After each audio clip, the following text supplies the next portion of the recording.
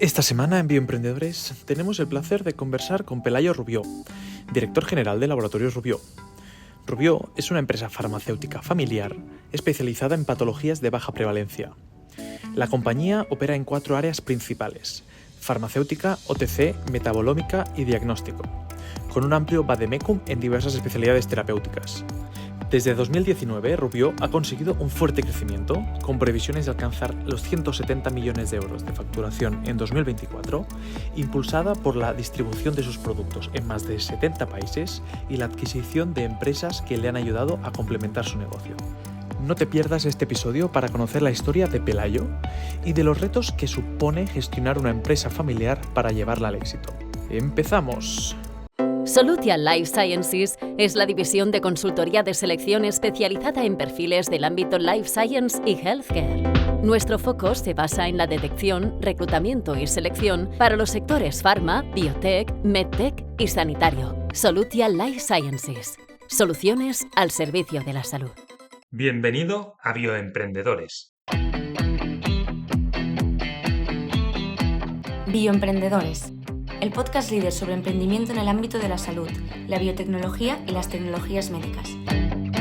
Con Rosendo Garganta.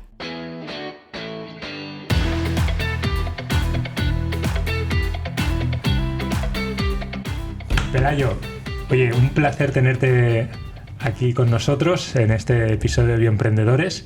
Y personalmente un placer también estar aquí contigo de nuevo, Rosendo. Hostia. Hacía algunos días que no venía y la verdad es que para mí es un placer volver al podcast y sobre todo volver contigo porque tenía muchas ganas también de conocer el caso que vas a traer hoy, así que bienvenido. Muchas gracias. Un placer para mí y un honor que nos hayáis invitado y, bueno, en fin, que hayáis pensado en nosotros para hacer un podcast, ¿no? O sea que súper encantado. Me hace mucha ilusión porque hacía mucho tiempo que no nos veíamos y que no hablábamos en profundidad de nuestros negocios. Ya quedaremos en otro momento también fuera de micro para profundizar más.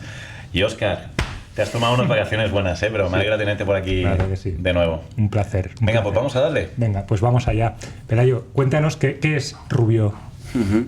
Vale, Rubió es una compañía familiar, estamos en segunda generación y Rubió es una compañía que ya desde sus inicios está especializada en patologías o en enfermedades que nosotros llamamos de baja prevalencia, baja incidencia. En definitiva son enfermedades que tienen un número de pacientes pues relativamente limitado, ¿no? Y eso a lo largo de los años es verdad que nosotros hemos ido moviendo un poco eso hacia enfermedades, que nuestro target y nuestro interlocutor es el especialista. Por lo tanto, estamos muy centrados en patologías que cubren ciertos especialistas médicos, ¿no? Pero no estamos hablando, perdona, de una empresa que trata enfermedades raras, ¿no? No, efectivamente no, porque eso a veces también confunde un poco, porque este segmento un poco intermedio entre la enfermedad rara y la enfermedad más común, pues a veces no se entiende mucho, ¿no? Pero sí que es verdad que, pues a veces la mejor manera de entenderlo es poniendo ejemplos, ¿no? Por ejemplo, nosotros tenemos productos para TDAH, el déficit de atención y la hiperactividad. Pues, hace unos años los niños estaban más distraídos y ahora tienen un nombre que se llama TDAH, ¿no? Y luego también cubrimos patologías como enfermedad renal crónica, lupus, etcétera, ¿no? Entonces, con este enfoque de especialidad médica, nosotros principalmente tenemos un negocio de farma, de producto de prescripción médica. Luego tenemos un negocio de OTC, nosotros le llamamos OTX porque es un OTC, son food supplements que son de prescripción médica. Y luego tenemos una pequeña parte también de diagnóstico, ¿no? Todo esto en una serie de áreas terapéuticas, como decía, sobre todo sistema nervioso central en el área más infantil, reumatología, nefrología, digestivo, y ahora recientemente hemos entrado en el área de ginecología con fertilidad, sobre todo en el área de fertilidad, ¿no? Y eso es un poco lo que hacemos, ¿no? Rubió es una compañía que tiene fábrica propia aquí a las afueras de Barcelona, en Castellbisbal. Y entonces producimos nuestros propios productos, pero también comercializamos productos de otros, ¿no? Vendemos productos en España, pero también a nivel internacional en más de 70 países. Y sobre todo lo hacemos a través de distribuidores. Básicamente ¿tenéis filial en algún país en este momento, no? Tenemos, en los últimos años hemos abierto filial en Italia con la división de OTC, y luego en Estados Unidos hemos abierto una filial también hace un par de años con uno de los productos de diagnóstico. Qué bueno. Oye, pues perfecta radiografía de lo que es Rubio, ¿eh? Yo cuando hablas de enfermedades de baja prevalencia, a mí lo que me viene a la cabeza es aquellas enfermedades que sabemos que a una Big Pharma no le van a interesar, ¿no? Pero que si una compañía mediana o incluso una compañía pequeña pueden posicionarse y pueden desarrollar algo útil que aporte valor al especialista, te puedes convertir en el líder de esa patología, ¿no? ¿Es ese trabajo de posicionarte en enfermedades de nicho algo que siempre ha estado en el ADN de Rubio y siempre va a seguir así?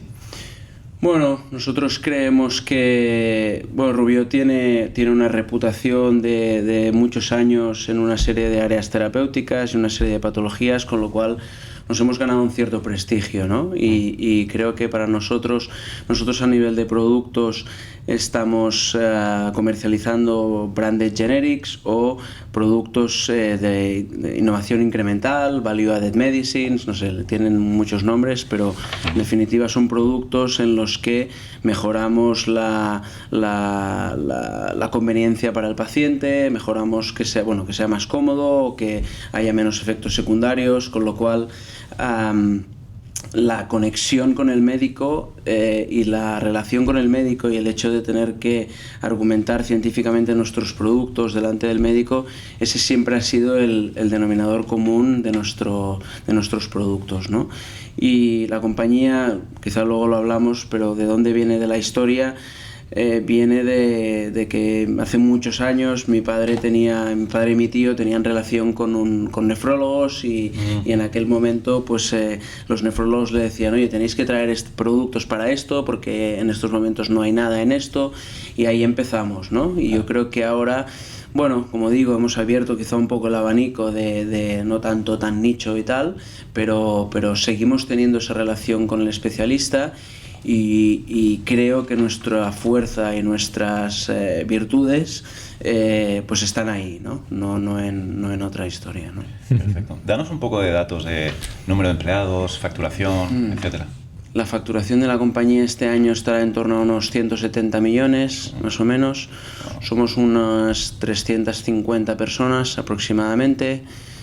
Intentamos, una de nuestras fijaciones o objetivos es invertir en producto propio. Creemos mucho en el producto propio, por lo tanto ya llevamos unos años que hemos reforzado mucho el equipo en la parte de I+D, y luego también estamos invirtiendo mucho, dándole mucha inversión al desarrollo de producto propio, ¿no? Entonces en esto cada vez nos complicamos un poquito más la vida, ¿no? Porque empezamos desarrollando los proyectos nosotros, y ahora ya estamos entrando en codesarrollos con compañías chinas, indias o de otros lados, europeas también, pues para hacer codesarrollos o para hacer productos pues cada vez más sofisticados, o donde ese valor añadido también sea mayor, ¿no? Wow, tremendo. Háblanos un poco también ahora del split, de estas 350 personas. Hablabas que tenéis un equipo de I+D que estáis reforzando, pero ¿dónde más están estas personas? Si nos puedes orientar por departamentos. Sí, el área comercial estará por encima de las 100 y pico personas. El área de fábrica también estará por en torno a las 100 y pico. Y I+D son unas 15, 20 personas aproximadamente, y luego todo lo demás pues es administración, finanzas, el área de personas, etcétera, etcétera, ¿no? Y a nivel de productos, cuando hablamos de productos de especialista o de prescripción en este sentido, ¿estamos hablando de desarrollo propio genérico o es desarrollo propio de producto innovador propiamente? Bueno, la innovación incremental se queda un poco ahí en medio, ¿no? O sea, hay el mundo de los genéricos en el que nosotros por perfil de compañía no somos un player que tenga que estar en ese mundo, y luego está el mundo del breakthrough innovation, que ahí nosotros tampoco tenemos cabida, bueno, en fin, no es nuestra guerra, ¿no? Hay este mundo en medio de la innovación incremental que va desde como decía antes, ¿no? Cambiar la posología del tratamiento, y en vez de hacerlo de liberación inmediata o de 2 o 3 tomas al día, pues pasas a una sola toma al día, o de un producto hacer un report posing, que es darle una indicación nueva al producto. Bueno, en ese ámbito es donde estamos nosotros, ¿no? Y bueno, y ahí lo que intentamos buscar son oportunidades dentro de nuestras áreas terapéuticas, obviamente que aporten un valor al paciente y que aporten al médico y obviamente al paciente. Y ese aspecto diferencial siempre que diferencia a Rubió de otros players que pueda haber, ¿no? Sí, bueno, yo creo que hay muchas compañías que están en este ámbito de la innovación incremental, pero bueno, al final cada uno tiene su especialización, cada uno tiene su know-how, y bueno, pues nosotros tenemos el nuestro en nuestras áreas terapéuticas, ¿no? Yo os conozco bien por urología, porque los dos estamos en urología, y para ejemplificar esto, yo recuerdo que tenéis un producto, si no recuerdo mal ahora, un sildenafilo, que habitualmente en el mercado se encuentran en forma de comprimido. Sildenafilo es para disfunción eréctil. Vale. No sé de lo que hablas. Ya te contarás. Pues Rubió tiene un sildenafilo en forma de spray. Y eso es bastante diferenciador. No hay muchos sildenafilos o ninguno, aparte del de Rubió, en forma de spray. Sí, yo creo que eso es un ejemplo muy claro del perfil de producto que queremos que estamos comercializando y que queremos comercializar más en el futuro, ¿no? Luego también tenemos un alendronato, por ejemplo, que el alendronato es en comprimidos, pues nosotros tenemos una solución oral. Este tipo de innovaciones que aparentemente no son grandes innovaciones galénicas, porque es cambiar la fórmula galénica, pero que para el paciente aporta un valor importante, ¿no? Y en el caso del sildenafilo, efectivamente, ¿no? Es un acuerdo de licencia con otra compañía. Y bueno, y nosotros lo estamos distribuyendo en urología y efectivamente somos los únicos que tenemos un producto en este formato, ¿no? No, iba a preguntar ¿cuál sería el ranking de vuestras áreas terapéuticas o de vuestros productos si los ordenáramos por orden de facturación o de cuota dentro de vuestro propio mercado? Sí, bueno, yo ahí diría que claramente el TDAH es un área que por historia y también por peso en la facturación es de las más importantes. Llevamos casi desde los inicios de la compañía en el mundo del TDAH, con lo cual nos hemos ganado pues eso, ¿no? Esa reputación en este ámbito. ¿Cuántos factura esta unidad de TDAH? Más o menos. Es difícil de decir, pero alrededor de 20-30 millones, más o menos. Sí, por ahí. Tiene un peso importante. Por ahí vamos. No sé, más o menos, tampoco tengo estas... y luego el área de reumatología también es importante. Ahí tenemos varios productos importantes, tanto a nivel nacional como a nivel internacional. El TDAH también tiene incluso más peso a nivel internacional que a nivel nacional. Pero bueno, tiene mucho peso. Reumatología también, y luego enfermedad renal crónica también tiene un peso importante, ¿no? O sea, urología, ¿dónde quedaría en Rubió? Urología, quedaría un poco en cuarta posición, en cuarta ¿no? posición, Sí, después porque de estas que cuentas. Al final, urología en estos momentos tenemos más acuerdos de licencia que producto propio. Pero es un ámbito en el que estamos haciendo algún desarrollo propio también, vale. Y por lo tanto es un área en la que queremos desarrollarnos, ¿no? O sea que claro. Sí, tiene un peso importante, cuantitativo y cualitativo también. Claro, cuando tienes acuerdos de licencia, entiendo que la limitación es que no lo puedes exportar en estos 70 países que estás. Sí. No puedes hacerlo. Lo licencias para el mercado español. Pero ahí es donde se limita tu crecimiento, ¿no?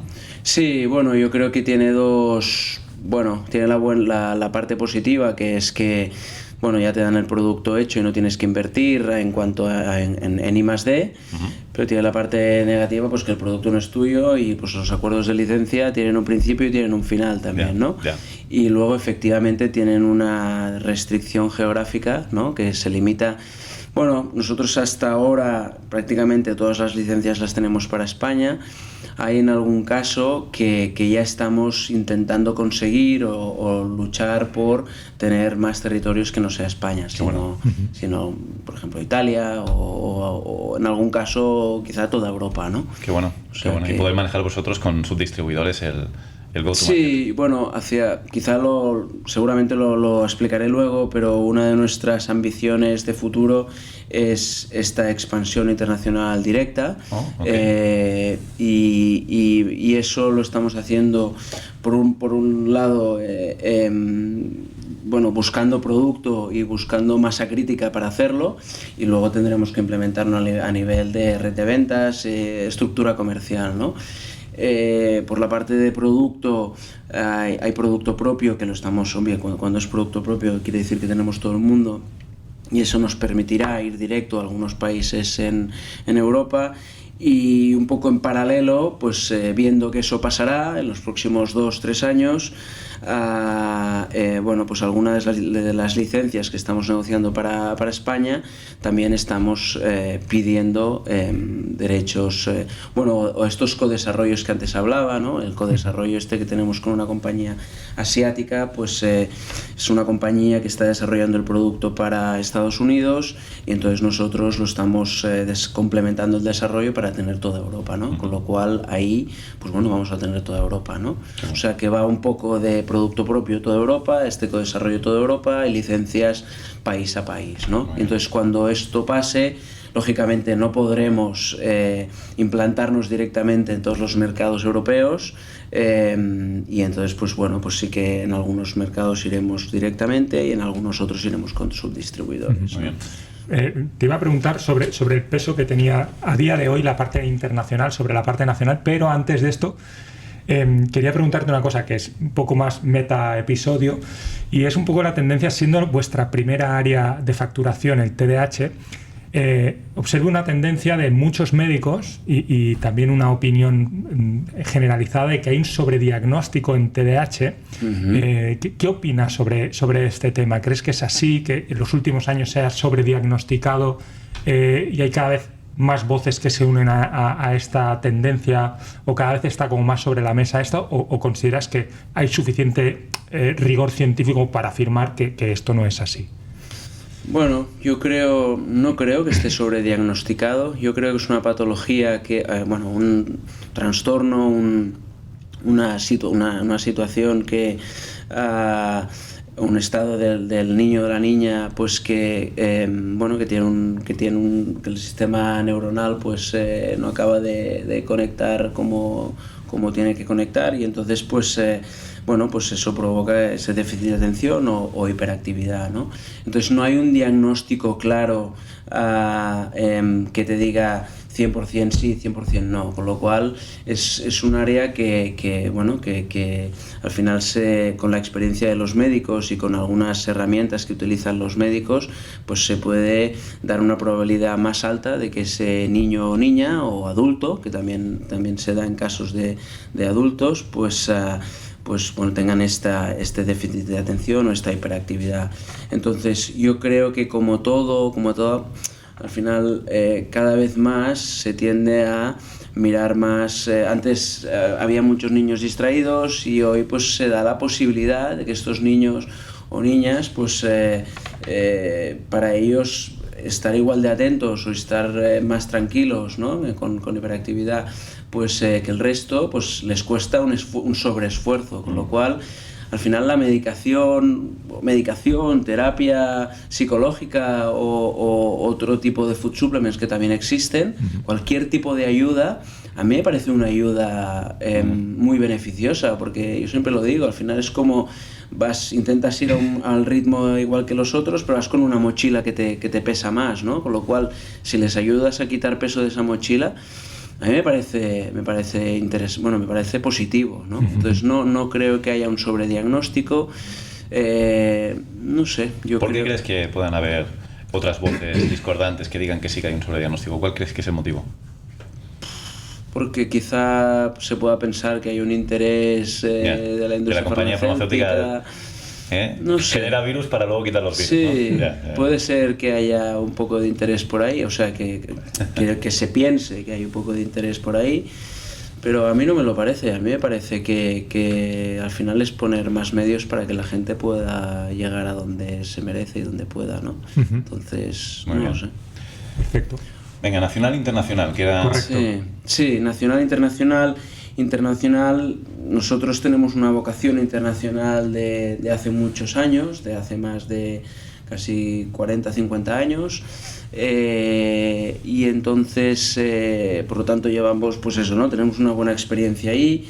A día de hoy, internacional pesa un 30 o un 35% aproximadamente. De ese 30-35%, prácticamente la mitad, entre el 50 y el 60% es Europa. Por eso cuando hablo de posible presencia directa, estoy pensando en Europa. Primero porque lo tenemos más cerca y también porque tenemos más peso de nuestra facturación en Europa. ¿Y cuando hacemos zooming en Europa, está concentrado en algún país concreto? Bueno, en Europa, pero fuera, en UK es un mercado muy importante para nosotros, bueno, es un mercado importante para nosotros, pero estamos un poco en todos lados, ¿no? Estamos en Alemania, estamos en Francia, los nórdicos, Holanda, ahora vamos a empezar en Italia, entonces estamos un poco en todos los países, ¿no? No hay un peso de un país mucho más grande que el otro, ¿no? Este episodio está patrocinado por Perdigo Medical, la ingeniería de diseño y desarrollo de producto líder en medical devices. Perdigo cuenta con un laboratorio de I+D propio y un sistema de la gestión de la calidad certificado a ISO 13485, garantizando la calidad y agilidad que tu startup necesita. Si quieres desarrollar hardware innovador, contacta con Perdigo Medical. Y el área internacional... Bueno, parte del interés en desarrollar producto propio también está en eso, ¿no? En darle alimento al segmento internacional, ¿no? Y bueno, por lo tanto, yo siempre digo, ¿no? Nuestros 3 pilares de crecimiento del futuro, que, bueno, me estoy adelantando un poco, dispara pero es I+D con producto propio, sí. Expansión internacional, seguir con la expansión internacional, sobre todo directa, pero también indirecta, a través de partners. No, una cosa no excluye a la otra para nada. Y bueno, y el M&A como vía para establecer esa expansión internacional directa, ¿no? Entonces, para nosotros esa vocación internacional de hace más 40 años, pues queremos potenciarla y bueno... Fenomenal. Y de hecho ha crecido mucho. Yo tengo la sensación... Quizás estoy equivocado y por eso te pregunto, pero tengo la sensación, desde la última vez que tú y yo hablamos hace ya años, prepandemia, a hoy, Rubio ha crecido enormemente en facturación. Una gran parte seguramente vendrá dada por el crecimiento inorgánico, que ahora nos explicarás, que ha sido muy notorio, pero también tengo la sensación que ha habido mucho crecimiento orgánico. Explícanos un poquito cómo ha crecido la compañía en los últimos años en facturación. Hoy 170, pero yo recuerdo mucho más bajo hace unos años. ¿Y cuánto ha sido orgánico, cuánto ha sido inorgánico? Vale, bueno, a ver si soy capaz de explicarlo bien. Nosotros, es cierto, gracias al mérito sobre todo de las personas que trabajan en la compañía, en los últimos 4 o 5 6 años hemos crecido bastante, hemos multiplicado por 4 aproximadamente la facturación, hemos multiplicado por más o menos 4 veces el EBITDA, o sea que bueno, tenemos una historia de éxito. Eso es una startup de bueno, software. a mí me gusta pensar que que tenemos un componente de startup y de ambición y de startuperos de darle caña al tema, ¿no? Y entonces, partiendo un poco, hay una parte importante de crecimiento orgánico a través de licencias y a través de acuerdos de distribución en España. pero prácticamente todo ha crecido, ¿no? O sea, el área nacional ha crecido mucho por estos acuerdos de distribución. El área internacional ha multiplicado también por 5 o por 6 la facturación que teníamos hace 5 o 6 años, por lo tanto también ha crecido mucho. Y luego es verdad que ha venido esta parte inorgánica, ¿no?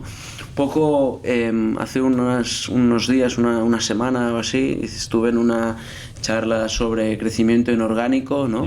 Y al prepararlo pensaba, bueno, me ayudaba a estructurarme cómo hemos nosotros hecho el crecimiento y cómo hemos hecho sobre todo también las inversiones, ¿no? Yo diría que nosotros la inversión orgánica, es decir, de I+D y tal, la hemos focalizado en las áreas en las que tenemos expertise en pharma, es decir, hemos dedicado mucha inversión y muchos esfuerzos en proyectos de I+D. Por lo tanto, la inversión más orgánica la hemos enfocado aquí y a pharma y tal. Y la inversión inorgánica la hemos utilizado para entrar en segmentos de mercado en los que no teníamos experiencia o en los que queríamos entrar, pues para diversificar o para abrir nuevas áreas de negocio, ¿no? Como puede ser el OTC o también como puede ser el diagnóstico, ¿no? Y bueno, y entonces eso es un poco, si queréis que... Sí.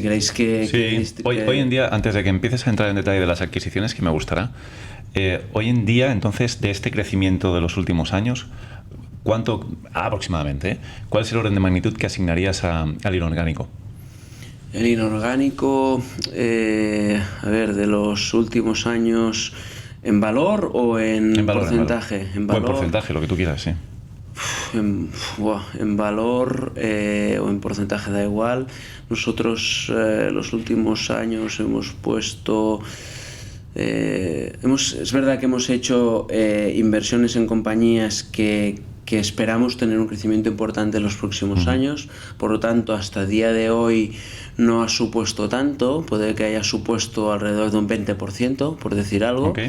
Pero es que lo que esperamos es que estas adquisiciones ahora tengan un crecimiento. Luego, ahora, si queréis, entro en detalle, ¿no?, de cada una de las adquisiciones, pero lo que esperamos es un crecimiento importante en los próximos 3-4 años de estas áreas, ¿no? Vale.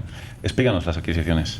Bueno, las adquisiciones, como decía, han estado, por un lado, en el ámbito del food supplement, del OTX, como a mí me gusta llamarle.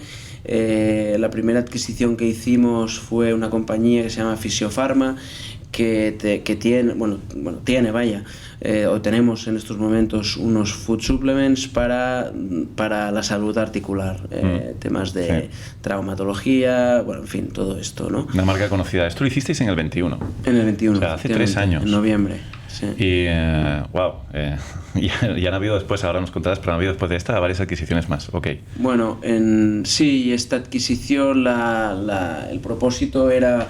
Siempre habíamos querido entrar en el área del food supplement, del OTX, porque al final, yendo un poco a lo que decía al principio, el denominador común ahí es el médico, y para nosotros, por lo tanto, tiene una sinergia muy clara de que, aunque quizás sean redes de visitadores diferentes, pero al final el cliente es el mismo, ¿no? Por lo tanto, ahí hay una sinergia y un know-how y un expertise de que sabemos cómo se hace este negocio, ¿no? Por lo tanto, nos apoyamos en algo que sabemos cómo se hace, ¿no? Entonces, y eso además, o sea, por lo tanto, está cerca de nuestra área, nos ayuda también, nos diversifica del producto financiado, del producto pharma financiado, que eso también era importante para nosotros, bajar un poco la dependencia del producto de prescripción financiado. Y luego también nos da la base como para abrir en otras áreas terapéuticas, ¿no? Cosa que vamos a hacer en los próximos meses y los próximos años, de consolidar bien salud articular y luego ir abriendo otras áreas terapéuticas, ¿no? Y luego yo creo que una derivada un poquito que todavía no tenemos bien estudiada, pero que sí que queremos y tenemos claro que queremos ir, es abrir el segmento de la farmacia, ¿no? Entonces... Porque Physiopharma hoy en día, yo siempre pensé que Physiopharma era una compañía posicionada en la farmacia y que con esta adquisición, además de entrar en productos OTC, OTX, también estabais comprando un poco la entrada en la farmacia, pero ¿no es así? No es así, no. Iba muy a especialista y lo que queremos es, es una compañía que factura unos 5 millones de euros aproximadamente y es una compañía que de aquí, hay que llevarla al doble o al triple, ¿no? En los próximos 5 años, ¿no? Muy bien. Y es verdad que queremos ampliarlo a, como digo, ¿no? A otras áreas terapéuticas y cuando tenga una masa crítica suficiente irnos introduciendo en el segmento de la farmacia. Pero para entenderlo, ¿esta compañía está integrada ya dentro de Rubió o funciona de forma independiente todavía? No, está integrada en Rubió, pero es como una unidad de negocio.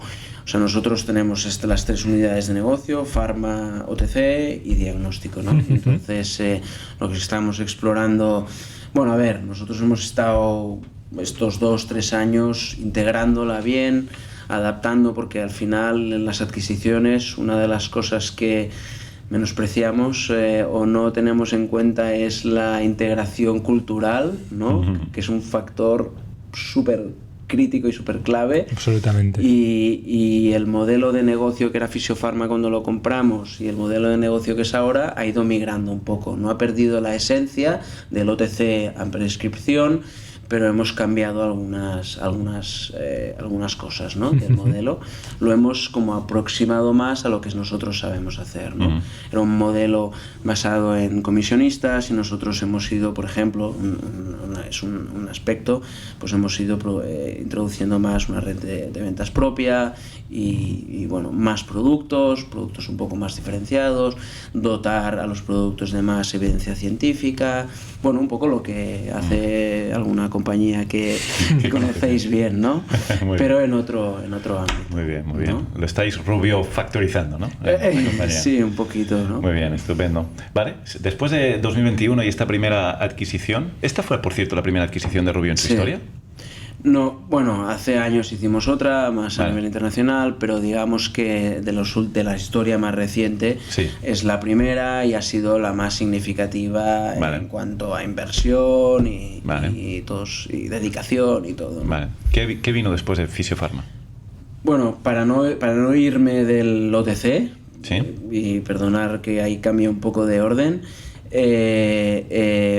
recientemente hemos hecho una adquisición que es NutriBrain, que si bien con Fisiofarma adquirimos el 100% desde el principio, en NutriBrain la estructura ha sido un poco diferente. Hemos cogido un porcentaje de la compañía, que es mayoría, y luego en los próximos 3 años, vamos a ir cogiendo 3-4 años, vamos a ir cogiendo lo que nos falta, ¿no? Un poco la razón de por qué hacerlo diferente es porque, a pesar de que, como decía, Fisiofarma esperamos un crecimiento muy grande, en NutriBrain es una compañía más pequeña que esperamos un crecimiento muy, muy agresivo en los próximos 3 años, ¿no? NutriBrain es una compañía de food supplements, venta online, ¿no?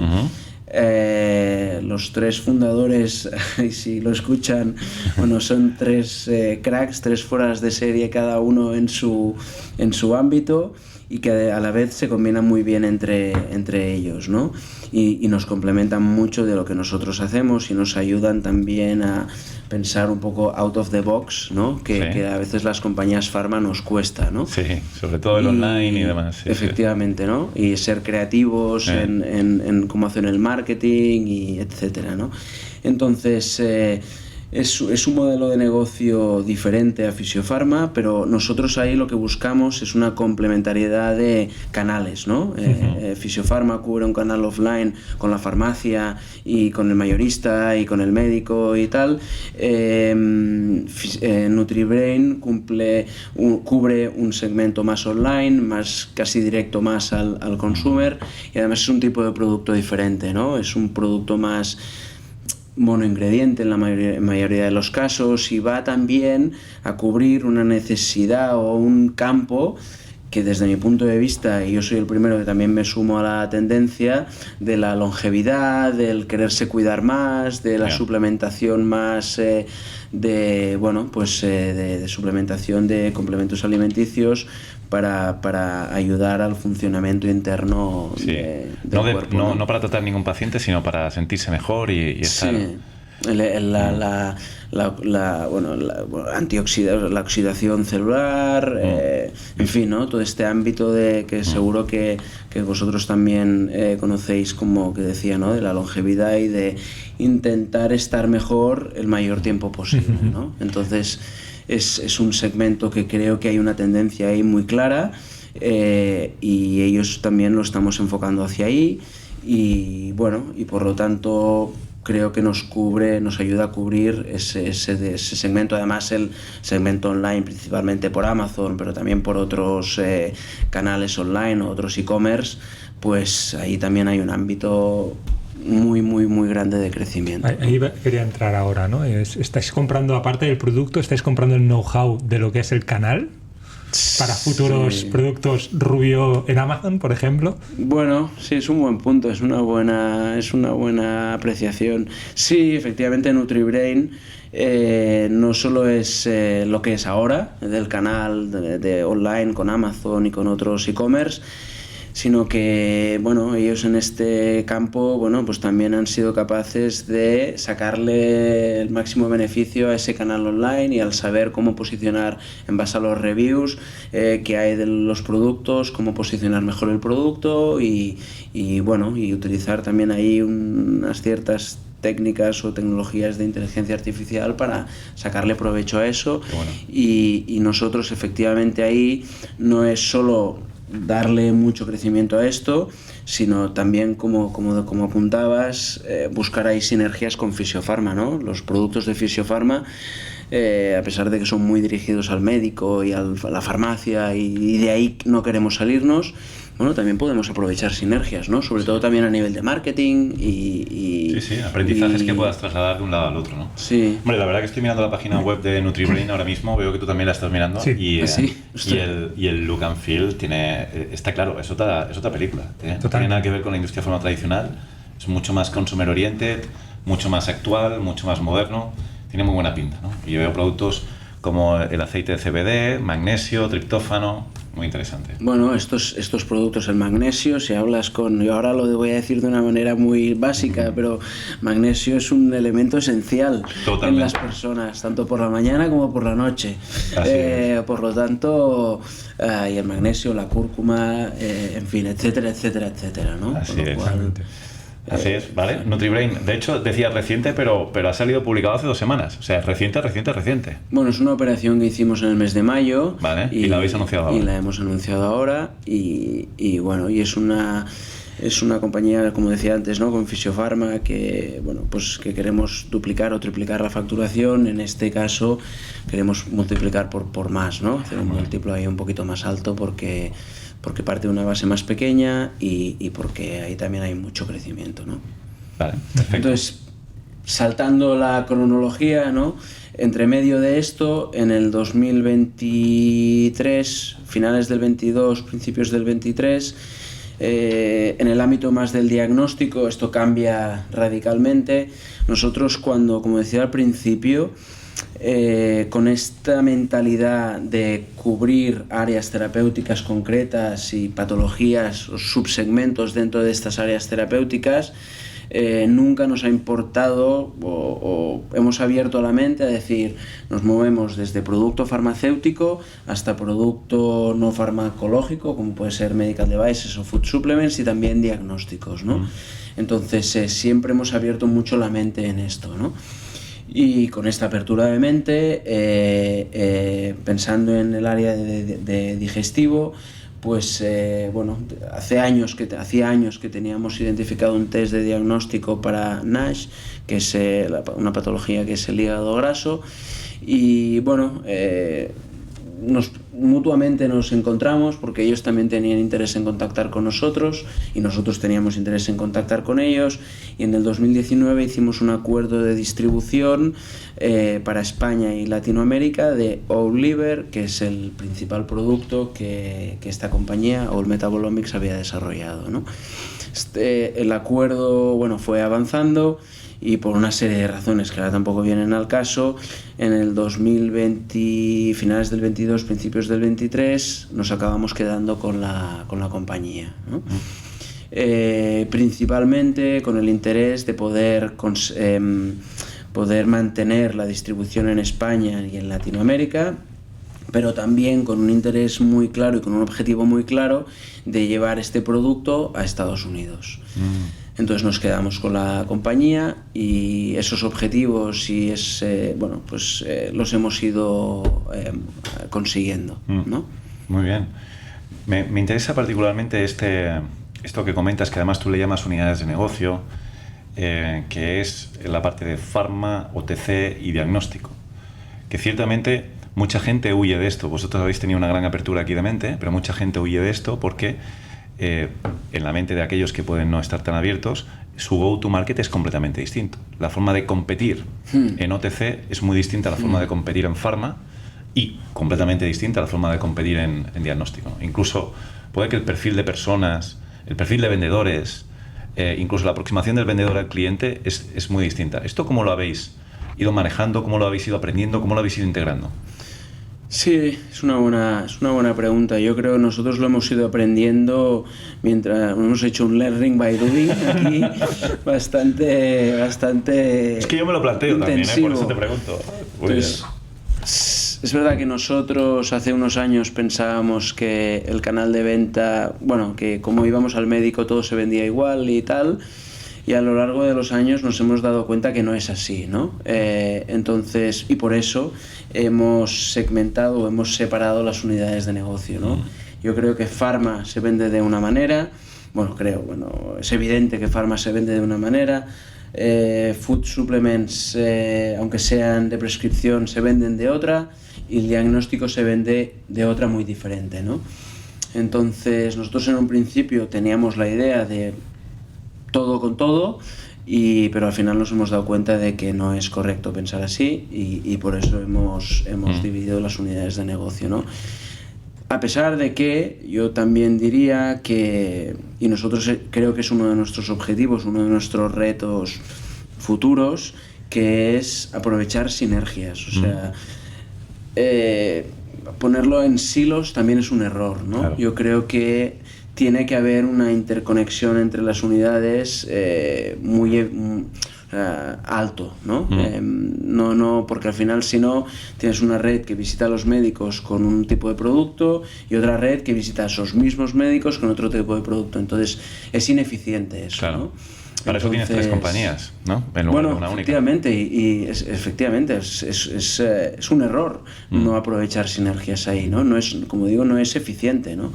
Entonces nosotros, estamos trabajando en ello, ¿no? Yo no tengo a día de hoy la fórmula mágica, pero sí que estamos trabajando para encontrar esas sinergias y esas eficiencias que hagan que al final todo tenga más sentido, ¿no? Porque hoy en día el equipo de diagnóstico es un equipo distinto al equipo que maneja fármacos. Hoy en día. Sí. Vale.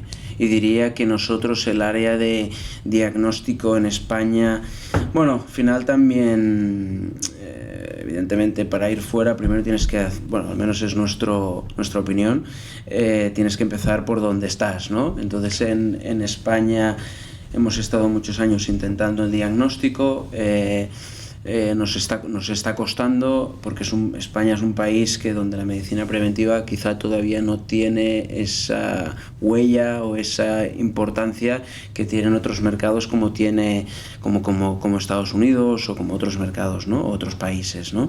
Entonces, respondiéndote, sí, tenemos una estructura diferente de diagnóstico, pero es cierto que la estructura de diagnóstico en Estados Unidos en estos momentos es más grande que la que tenemos en España, ¿no? Ya veo. Súper interesante. Luego volvemos al tema de Estados Unidos, pero hay una cosa que me llama la atención de vuestra historia, y antes tú estabas pasando algunas slides y quería preguntártelo, ¿no? Claramente hay un año a partir del cual hay un punto de inflexión, ¿no? Por el año 2020, si no recuerdo mal, hay un grandísimo punto de inflexión, o 2019, o 2021.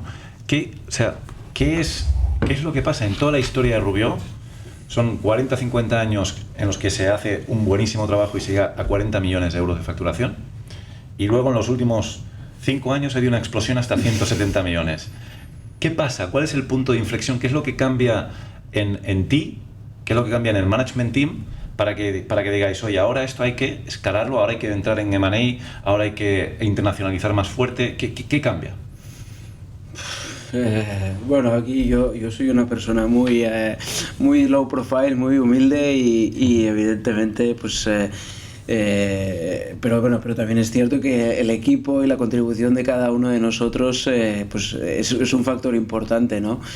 A ver, yo creo que no hay de repente un día cambian las cosas de un día para otro, ¿no? Yo creo que en el mundo farma, además, que es un mundo muy lento, sí, y de que las cosas se cuecen muy lento, tiene una inercia, ¿no? Entonces no viene de, como decías tú, del 19 o del 20 o del 21, sino que ya viene de unos años en los que quizá el factor que puso en marcha eso fue un poco que la familia, bueno, quisimos darle ahí un toque de ambición de, bueno, para sobrevivir tenemos que crecer, y tenemos que tener ese punto de ambición y ese punto de concienciación de que tenemos que invertir más y que tenemos que ir como más fuertes, por decirlo de una manera, ¿no?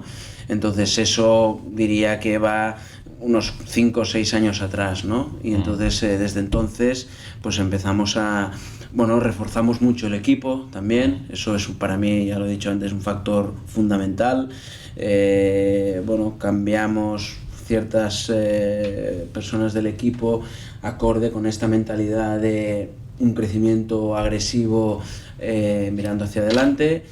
Y por lo tanto, ¿no? Nació de la familia, se trasladó al equipo y luego se trasladó a los proyectos y a la inversión y todo, ¿no? Y al hambre del equipo de querer pues tener más acuerdos de distribución, más productos, abrir más mercados. Bueno, no sé, un poco. No sé cuál es la clave, ¿no? pero desde luego ha funcionado, Pelayo, porque menuda. Sí, es como tú dices, se va cocinando y se crea un efecto bola de nieve que no ves los resultados hoy, no ves los resultados mañana, no lo ves dentro de un año, pero dentro de 10, todo esto que has ido cosechando de repente explota, ¿no? Y desde luego, 19, 20, 21, 22, 23 y 24 ha habido una explosión brutal en Rubió que por eso nos interesa tanto el caso. Yo creo que, como dices, es esa bola de nieve, ¿no? De que tú vas creciendo, bueno, o sea, los factores internos que he dicho, pero luego también el mercado también te ve que vas creciendo y entonces pues acuerdos de distribución, hombre, se ve que otras compañías ven que Rubió pues oye, se va cogiendo una reputación en unas áreas terapéuticas, que cumplimos con lo que decimos. Bueno, pues también hay más compañías que quizá quieren colaborar con compañías como nosotros que al final somos gente muy normal, con bastante, el equipo tiene mucho sentido común, yo no sé si tanto, pero bueno, y que al final hacemos las cosas normales, que no somos ni más agresivos ni menos que nadie y que queremos que a la gente le vaya bien y que a nosotros también y sobre todo aportar un beneficio para el paciente, ¿no? Perfecto. Y ahora que estáis en esta bueno, etapa... perdona, y una cosa que quería decir también, ¿no? Y yo siempre lo digo internamente, ¿no? Donde estamos ahora estamos a mitad del camino, ¿no? O sea, para nosotros, yo creo que nosotros tenemos, o yo personalmente quiero inculcar este sentimiento de inconformismo, ¿no? Este sentimiento de ambición, de startupera, de hay que seguir. Yo siempre lo digo en mis speech internos y la gente creo que está cansada de escuchar de que esto no se acaba aquí, de que hay que seguir y de que lo hecho hasta ahora no tendría, en fin, demasiado sentido si no siguiéramos hacia adelante con esta ambición de otra vez volver a multiplicar por 2, por 3, tanto la facturación como el EBITDA, ¿no? Por lo tanto, estamos a mitad de camino y hay que seguir, ¿no? Qué bueno. Suena la verdad que muy ilusionante. En este sentido que te quería preguntar sobre la estrategia de M&A más particularmente, ¿no? Has dejado claro que queríais comprar cosas que os permitieran entrar en áreas que quizás no erais tan fuertes como diagnóstico o OTC y complementar la farma. Pero ¿por qué? O sea, lo que quiero es entender el por qué. ¿Por qué no crecer más en lo que ya erais fuertes, crecer más en farma con nuevos fármacos de patologías nicho, entrar quizás en alguna nueva área terapéutica? ¿Por qué entrar en mercados completamente distintos? ¿Cuál fue el racional cuando estuvisteis haciendo esta estrategia? Bueno, yo creo que, a ver, por un lado, cuando vas a buscar el que comprar, la gente tampoco, o sea, lo que en el mercado no hay la carta a los reyes, tampoco te están esperando, ¿no? Con lo cual, en el mercado hay lo que hay y entonces no es tan fácil encontrar algo que te complemente o que sea un hermano gemelo de lo que tú eres, ¿no? Pero es verdad que nosotros, yo creo que el fortalecimiento del negocio core lo hemos hecho, como digo, con inversión propia, con proyectos. O sea, yo creo que nosotros estamos haciendo las dos cosas, ¿no? Estamos, por un lado, invirtiendo muchos recursos propios en I+D. Bueno, y una cosa relevante es que ahora vamos a hacer una ampliación de la fábrica, vamos a doblar la capacidad de la fábrica, y eso va a ser una inversión muy importante en los próximos 2-3 años, con lo cual todo esto que hemos ido generando con el crecimiento lo hemos reinvertido en el negocio core, ¿no? En nuestro core business, ¿no? Y cuando hemos ido al mercado hemos pensado en, bueno, ya que estamos dedicando recursos propios o lo que generamos en esto, bueno, yo creo que nosotros tenemos también una mentalidad un poco conservadora, ¿no? Como decía antes, de balancear la dependencia de diferentes negocios, ¿no? Y el producto financiado es muy interesante y en fin, y es nuestro core business y es lo que sabemos hacer, pero la diversificación creo que también ha sido algo que hemos buscado, ¿no? Y bueno, y entonces no han sido unas adquisiciones oportunistas, sino que han sido unas adquisiciones buscadas, de querer buscar la diversificación mediante las adquisiciones, ¿no? Y al final adquirir know-how mediante las adquisiciones, cosa que también tiene un punto de riesgo porque dependes de hacer una buena transición con la compañía, con los antiguos propietarios, ¿no? Para que haya una buena transición allí, ¿no? Y tiene el riesgo de la diversificación, que tiene muchas ventajas, como las que estás enumerando, también tiene el riesgo de la desfocalización. Sí, efectivamente. ¿no? De que el equipo se ponga a aprender cosas nuevas, pero no esté donde tiene que estar, ¿no? Sí, yo creo que nosotros, uno de nuestros retos también es ese, ¿no? No intentar abarcar mucho más, ¿no? Porque al final, si no, todo no se puede hacer, el dinero es limitado, y entonces pues no se puede invertir en todos lados y entonces pues yo creo que ya hemos llegado a un punto de diversificación importante y ahora lo que tenemos es que hacer crecer estas unidades. Vale. Mensaje al equipo de Business Development de Rubio, ¿no? Sí, correcto. Chicos, tranquilos. Exacto, efectivamente. No, yo quería preguntarte sobre precisamente el tema de la producción. ¿Tenéis integrada, o sea, la producción realmente, fabricáis 100% de lo que vendéis, lo fabricáis en Rubio o tenéis que ir fuera a buscar producción extra y luego hacéis producción a terceros o únicamente para vuestros productos? Sí, nosotros, no somos fabricante a terceros, o sea, el negocio del fabricante a terceros nosotros no lo hacemos. Nosotros fabricamos para productos que vendemos en España y fabricamos nuestros productos para venderlos a nivel internacional con nuestros partners, ¿no? Por lo tanto, es un B2C en España con lo nuestro y es un B2B con nuestros partners en todos los mercados internacionales en los que estamos, que como decía, Estamos principalmente en Europa, también estamos en Estados Unidos vendiendo algún producto y un par de productos más que estamos preparando. Estamos en Asia, bueno, estamos un poco en Latinoamérica, en algún mercado en África, etcétera. 70 países decías antes, ¿no? Sí, 70, 75 y ahora, bueno, estamos intentando entrar en mercados también grandes en los que no estamos todavía, ¿no? Como puede ser países del este, Asia, pues China, Japón, son mercados que nos estamos fijando ahí para entrar también, ¿no? Y luego comercializamos productos que no fabricamos nosotros, ¿no? Estas licencias que explicaba, nos llega el producto acabado y nosotros los comercializamos porque no solo los distribuimos, sino que también los promocionamos y los comercializamos nosotros, ¿no? Hay una parte del producto propio que sí que la externalizamos también. Nosotros en estos momentos a nivel de capacidad estamos un poco apretados, por eso queremos expandir la fábrica. O sea, responde únicamente a la necesidad interna de Rubió, ¿no? Por el crecimiento de sí, bueno, efectivamente, perdona si no te he respondido. No pasa nada. Pero sí, nuestra expansión de la fábrica responde, por un lado, a la mayor demanda de los productos actuales, pero por otro lado, a la demanda que preveemos tener con los productos que estamos desarrollando, ¿no? Entonces, los próximos 2-3 años vamos a estar con este proyecto de expansión de la fábrica. Es probable que en estos 2-3 años tengamos que incrementar esa parte de externalización de la producción de nuestros productos. Parte de los desarrollos que estamos haciendo ya preveemos que nos los fabriquen otros terceros, pero el final de la película tiene que ser que nosotros podamos fabricarnos nuestros productos, ¿no? Hay varias razones para esto. Hay una razón de margen, evidentemente, si nos lo fabricamos nosotros tenemos mejor margen. Pero hay una razón de vocación de servicio, ¿no? Yo creo que uno de los factores que también nos ha hecho crecer en los últimos años es esa vocación de servicio a nuestros partners y al final al mercado y a los pacientes, evidentemente, pero directamente a nuestros partners, ¿no?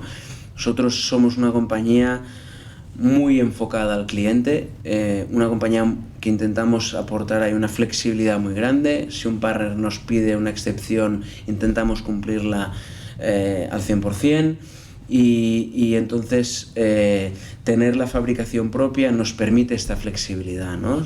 Al final depender de compañías externas te da una rigidez, te exigen unos meses por avanzado de los pedidos, una serie de unos volúmenes determinados. Cuando te lo fabricas tú puedes ir más rápido, puedes puedes hacer más, sí, exacto, puedes jugar más, ¿no? Y luego también al enfocarnos a patologías más minoritarias, pues los volúmenes en diferentes mercados pues no son grandes volúmenes, entonces el poder dividir lotes en diferentes mercados, fabricártelo tú, pues te da la posibilidad de partir lotes para enfocarlo a diferentes mercados, ¿no? Por lo tanto, para nosotros la fábrica es un activo fundamental para nuestro modelo de negocio actual y para nuestro modelo de negocio futuro, ¿no? De ahí viene interesante expandir la fábrica. Súper claro, súper bien explicado y súper claro. La fábrica, como tú estabas comentando antes, la fábrica entonces es fármaco.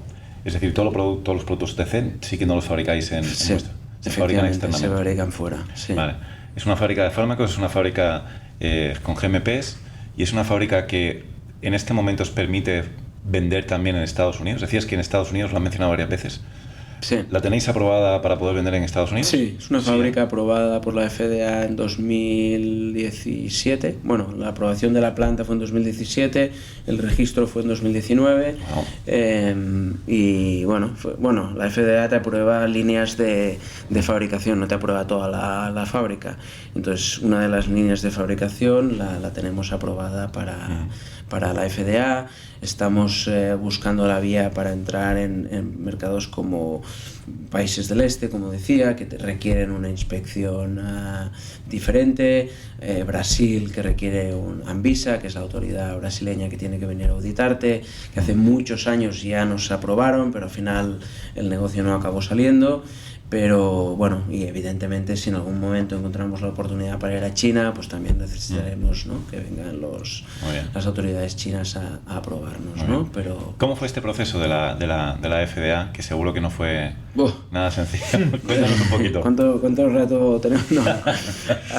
Bueno, fue un proceso de un aprendizaje brutal, ¿no? Os metéis en berenjenales buenos, ¿eh? Sí, Totalmente, yo creo que sí, la verdad es que sí. Es una buena... Esto también es espíritu startup, ¿eh? Sí, la verdad es que nos metemos en marrones en los que aprendemos muchísimo, pero el proceso es intenso, ¿no? Y tanto. Y el de la FDA fue un proceso así, ¿no? Nos pensamos que no de manera ilusa ni nada, pero pensamos que tener el registro tal como marcaba, pues no iba a ser fácil, evidentemente. Pasar la FDA son palabras mayores, que no todas las plantas lo consiguen. Y bueno, y fue ahí un learning by doing intenso, ¿no? Es verdad que hicimos todo lo que hay que hacer, al final está como todo como muy pautado, ¿no? Tienes que hacer, hay compañías que te acompañan en el proceso, que haces un mock inspection que se llama, entonces que te examinan primero antes de venir la inspección y bueno, y entonces fue un proceso que nos llevó unos años. Pero bueno, yo creo que a día de hoy el negocio que tenemos de Pharma en Estados Unidos es un buen negocio. El mercado americano es un mercado, bueno, muy interesante, o sea, es un mercado interesante en el sentido de que es un gran mercado. Creo que no me equivoco si digo que sigue siendo el mercado principal mundial, pero es un mercado pues también que tiene una cara B, que es muy agresivo, que es duro, es un mercado duro, sí, ¿no? Sí, sí. Entonces, cuando vas ahí con un fármaco, te puedes pensar que vas a vender muchísimo y luego pues la realidad puede ser otra, ¿no? Yeah. Nuestra realidad en estos momentos es que es un negocio interesante, es un buen negocio. ¿De cuánto estamos hablando? Danos una orden de magnitud. Estamos hablando de alrededor de 2 millones de euros, Vale, más o menos, pero bien. con un buen margen. Muy bien. Y sobre todo, el mercado americano en el ámbito, en el sector pharma, por resumirlo muy resumido, tienes como tres mercados, ¿no? Pero hay el mercado de la innovación, del breakthrough, que es un mercado, en fin, que no es nuestra liga, pero dentro del fármaco más de nuestra liga tienes el mercado de los genéricos y el mercado de los productos de innovación incremental, que ahí se llama 505(b)(2), que es otro mercado diferente, ¿no? al mercado del genérico. El mercado del genérico, que es donde estamos nosotros ahora, los precios de partida son muy altos, hay una erosión de precio muy grande, pero con todo y con esto pues sigue siendo interesante, ¿no? Yeah. Y nosotros el producto que tenemos está aquí y estamos desarrollando 2 productos más para aquí, ¿no? El mercado del 505(b)(2), que hay muchísimas compañías que están yendo ahí, porque el mercado genérico está dejando de ser interesante, pues porque hay, como digo, ¿no?, mucha agresividad en precio y tal. Es donde se está llevando, es donde todo el mundo está yendo, ¿no? ¿Y por qué? Porque tienes una posibilidad de establecer un premium price interesante y porque Estados Unidos es un mercado en el que si entras bien, pues es un mercado que te lo reconoce, ¿no? Y entonces, y no sé por qué decía esto, pero como digo, entonces esta entrada en Estados Unidos nos ha servido para tener un negocio que da un buen margen y que estamos ahí, para meterle 2 productos más ahí que en los próximos 2 años vamos a tener, y para evaluar alguno de los productos de innovación incremental y para introducirlos en Estados Unidos, ¿no? ¿Cómo prevéis crecer en los Estados Unidos en los próximos años? Si ahora estáis en unos 2, ¿qué te imaginas? Hombre, yo creo que tendríamos que estar en, no sé, 10 millones. 10 millones al menos, ¿eh? ¿Por Muy qué bien. no? Yo creo que sí. yo creo que tenemos que aspirar a tener una buena cuota de mercado. Yo creo que es un mercado, como digo, ¿no? Que a nivel de genérico está controlado por tres o cuatro mayoristas, pero si encuentras tu espacio y tu hueco, pues te puedes introducir bien, ¿no? Y vienen más productos, pueden venir estos BAMs, ¿no? De value added que también llamamos, pues que nos pueden servir también para ahí, ¿no? Y a nivel compañía global, ¿cómo te imaginas los próximos años? Este año acabaréis sobre los 170, 180. ¿Cómo crecerá en los próximos años? Hombre, yo creo que en los próximos 5 años nosotros nos gusta, bueno, no somos ahí unos super analistas ahí, ¿no? Que a veces tampoco, que es parálisis by análisis, no somos eso, pero sí que nos gusta tener el camino trazado, ¿no? Con lo cual sí que tenemos un business plan que nos coloca en los próximos 5 años en unos 300 millones, más o menos. Muy bien. Y bueno, y el EBITDA también tiene que doblar de lo que estamos ahora, ¿no? ¿En cuánto estáis ahora y cuánto llegaría? El EBITDA. Sí. El EBITDA estamos alrededor de un 10% de la facturación, estos momentos quizá un poco menos, pero en los próximos años, con la entrada de estos productos propios y de estos negocios que hemos diversificado, que también nos aportan mayor margen también, pues tendríamos que estar entre el 10 y el 15%. 10 y 15% de EBITDA, con 300 millones de facturación. Bueno, vamos a ver. Pues está bien la hoja de ruta, al menos está. Exacto, como Excel está muy bien. Exacto, el Excel, la verdad es que es un buen Excel que mirar para irte a dormir, ¿no? Bien. La lectura nocturna va a ser esta, ¿no? A partir de ahora, oye, antes de irme a dormir me voy a dormir con buenos pensamientos. Pero primero hay que visualizarlo, claro. Primero, para que pase, primero hay que visualizarlo. Sí, ¿no? yo creo que mirando atrás, es verdad que hemos seguido haciéndolo, ¿no? O sea, hemos hecho lo que, más o menos, ¿no? Lo que hace unas semanas, unas 2-3 semanas, tuvimos un evento interno con los managers de la compañía y ahí hice un ejercicio de mirar atrás, qué decíamos que haríamos en el 2019, o sea, qué decíamos que haríamos en el 23-24, en el 2019. Tampoco cambia tanto de lo que hemos hecho, ¿no? Wow, un poquito cambia un poco, pero está bastante ahí, con lo cual Tremendo. hay una parte de credibilidad que yo creo que está ahí, ¿no? Entonces, ¿no? Como decías, primero el Excel hay que visualizarlo y luego yo creo que nosotros también somos una compañía que con estos objetivos miramos cómo hacerlo, somos una compañía con unos objetivos muy realistas, no en plan poner objetivos por poner, y luego también buscamos estrategias que por si nos falla el plan A, tener ahí un plan B que nos lo pueda sustituir, ¿no? Con lo cual, esa parte más conservadora, ¿no? Perfecto. Me gustaría hablar de la historia. Y me gustaría preguntarte primero por la historia, por tu historia. Llamándote Pelayo Rubio, no te voy a decir cómo entraste a Rubio, obviamente, pero explícanos un poco tu trayectoria hasta a ser la cabeza visible y el líder de la compañía. ¿Cómo empiezas y cómo evolucionas? Vale, hay una, antes que esto, bueno, hay una parte que sí que me gustaría más adelante, que es la parte del proyecto de Estados Unidos, que creo que es interesante, pero también porque es una parte de nuestro presente y una parte de nuestro futuro que también es importante, pero cuando vosotros mandáis... ahora mandas tú. De hecho, yo te preguntaba por Estados Unidos precisamente porque me daba la sensación que había algo, ¿no? Y quería tirar del hilo. Pero perdona, No, hombre, no, faltaría. Es tu podcast. Al final... de verdad, sin problema. Es lo que menos importa, pero sí que es verdad que el proyecto de Estados Unidos con el Pharma ya lo he explicado, el diagnóstico con la adquisición de All Metabolomics y tal, del Nash. Creo que del Nash, exacto, creo que es una parte importante, ¿no? de nuestro presente y, como decía, de nuestro futuro también más inmediato, ¿no? La historia ahí, para hacerlo muy breve, para no irme del orden, ¿no? Que yo soy muy obediente.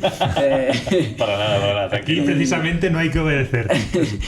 Entonces, el tema de Estados Unidos sí que es verdad que teníamos un objetivo muy claro, como he dicho, ¿no? De que adquiriendo OWL, uno de los objetivos era ir a Estados Unidos por esta mentalidad de medicina preventiva. El NASH es una patología que está muy relacionada con diabetes, con obesidad. Estados Unidos, nos guste o les guste o no les guste, es un mercado en el que la obesidad y la diabetes es muy prevalente. Entonces también ahí, un pequeño paréntesis, de por si vosotros estáis en temas prevalentes, poco prevalentes, ¿por qué os metéis en NASH, ¿no? Correcto. Yo creo que ahí está la ampliación que también he dicho de mercado de especialista, ¿no? El NASH es una patología tratada por hepatólogos, que de hepatólogos hay muy pocos, ¿no? Vale. Y hepatólogos están dentro de digestivo, que también es un área que también es muy de especialista, ¿no? Ahí está el porqué, ¿no?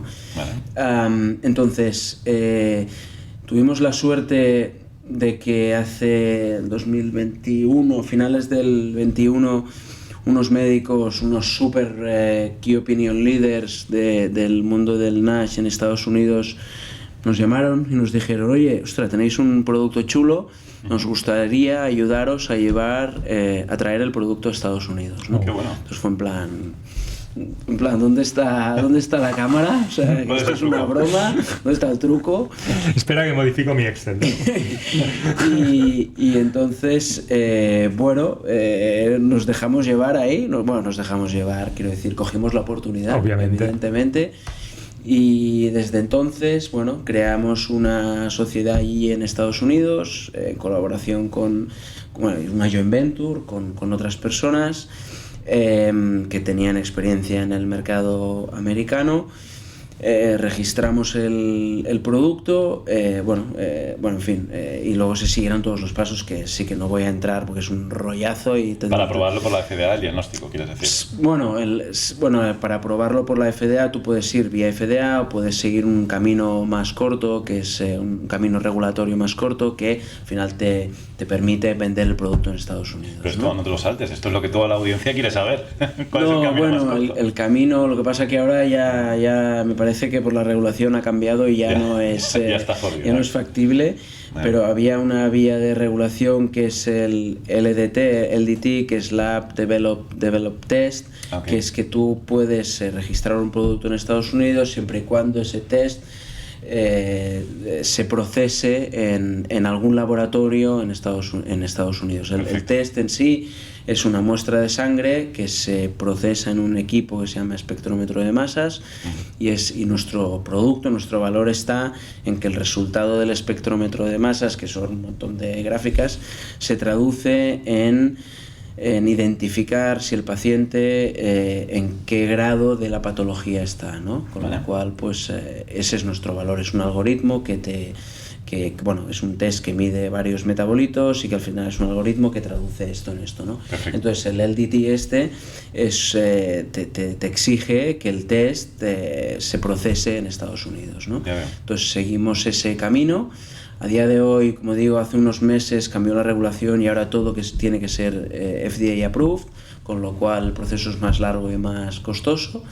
Pero en fin, ¿no? Pero ya estabais hay que dentro. estudiar. Ya estábamos dentro. Entonces, donde no creo que valga la pena enrollarme es en cómo va el sistema de reembolso allí. Lo que sí que puedo decir es que es ultra caótico. Tienes 3 segmentos de mercado, tienes o 2, el público y el privado. El público hay 2, Medicare, Medicaid. Son sistemas que van a gente jubilada, al primero Medicare, y gente de bajos ingresos, Medicaid, y luego tienes todas las aseguradoras privadas que van al mercado más del resto de la población, ¿no? De la población. Y bueno, entonces nosotros lanzamos el producto este mes de enero. Ya Medicare, que es un poco el que marca el referente a nivel de precio, nos autoriza un precio. Bueno, y ahí la rueda, ¿no? ¿Ya ha empezado a venderse el producto entonces? El producto empezó a venderse en enero. Tuvimos unos primeros meses un poquito duros, pero es cierto que desde mayo, junio hemos cogido una atracción muy, muy chula, muy interesante.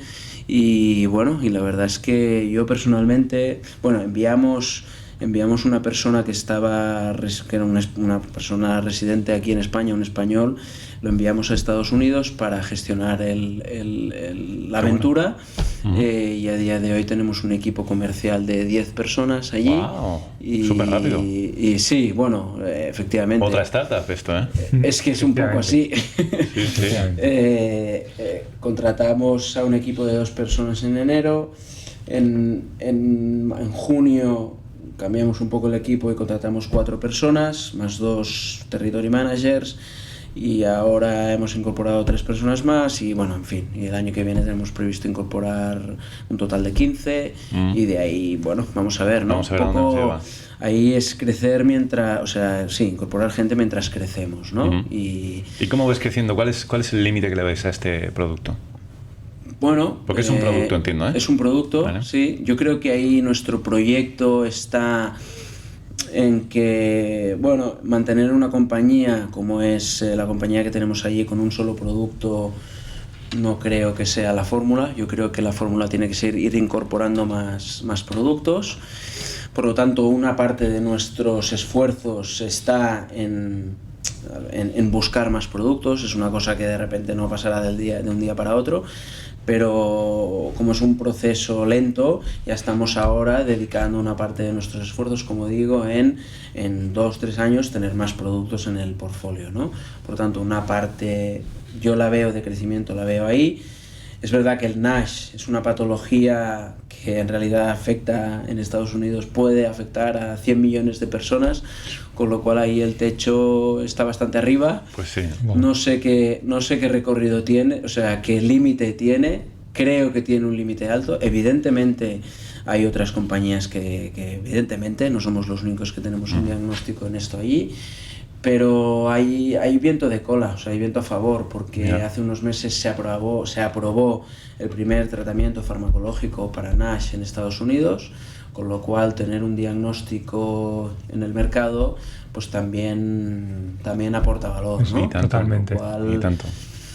Mira, no lo sé, vamos a ver. Pero esto me gusta este mensaje que estás dando ahora, porque antes hablamos del trade-off entre diversificación y focalización, ¿no?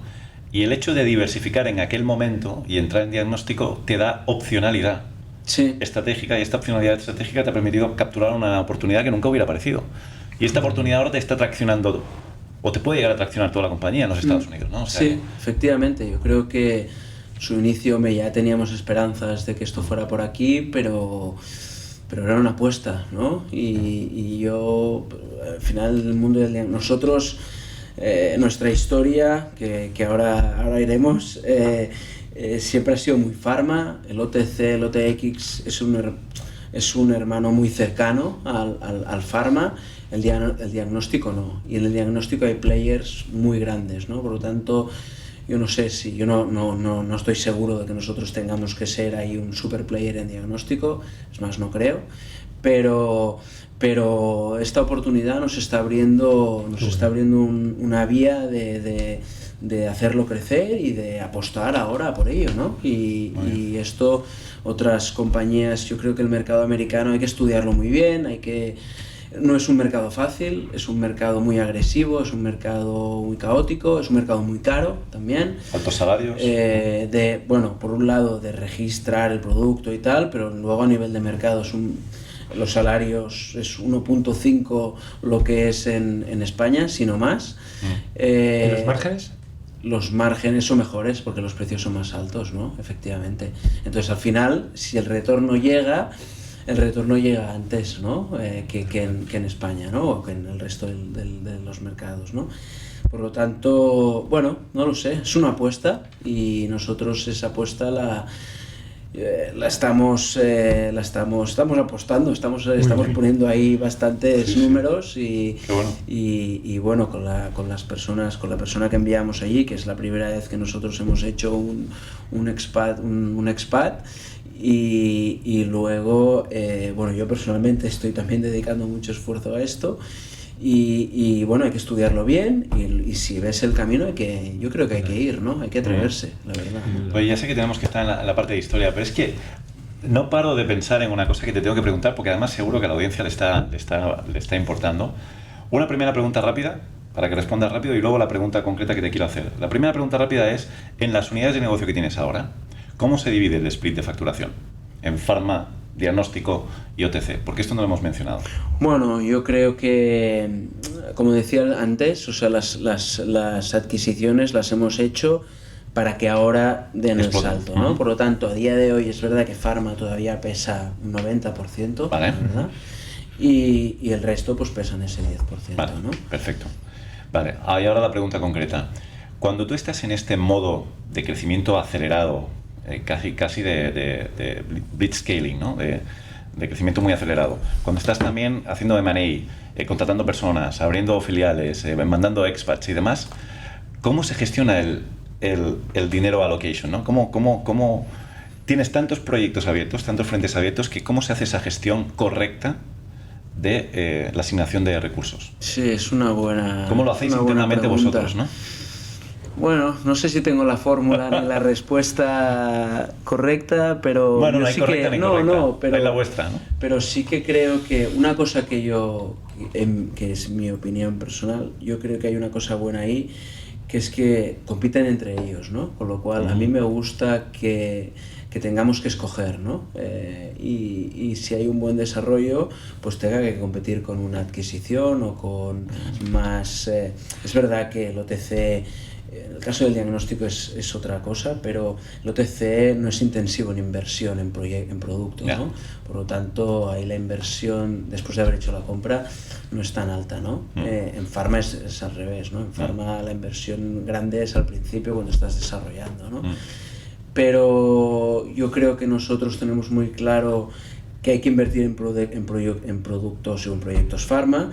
Al final, luego también encontrar el proyecto adecuado tampoco es fácil, con lo cual vamos haciendo selección a medida que nos van apareciendo los proyectos, pero por lo tanto, ¿no?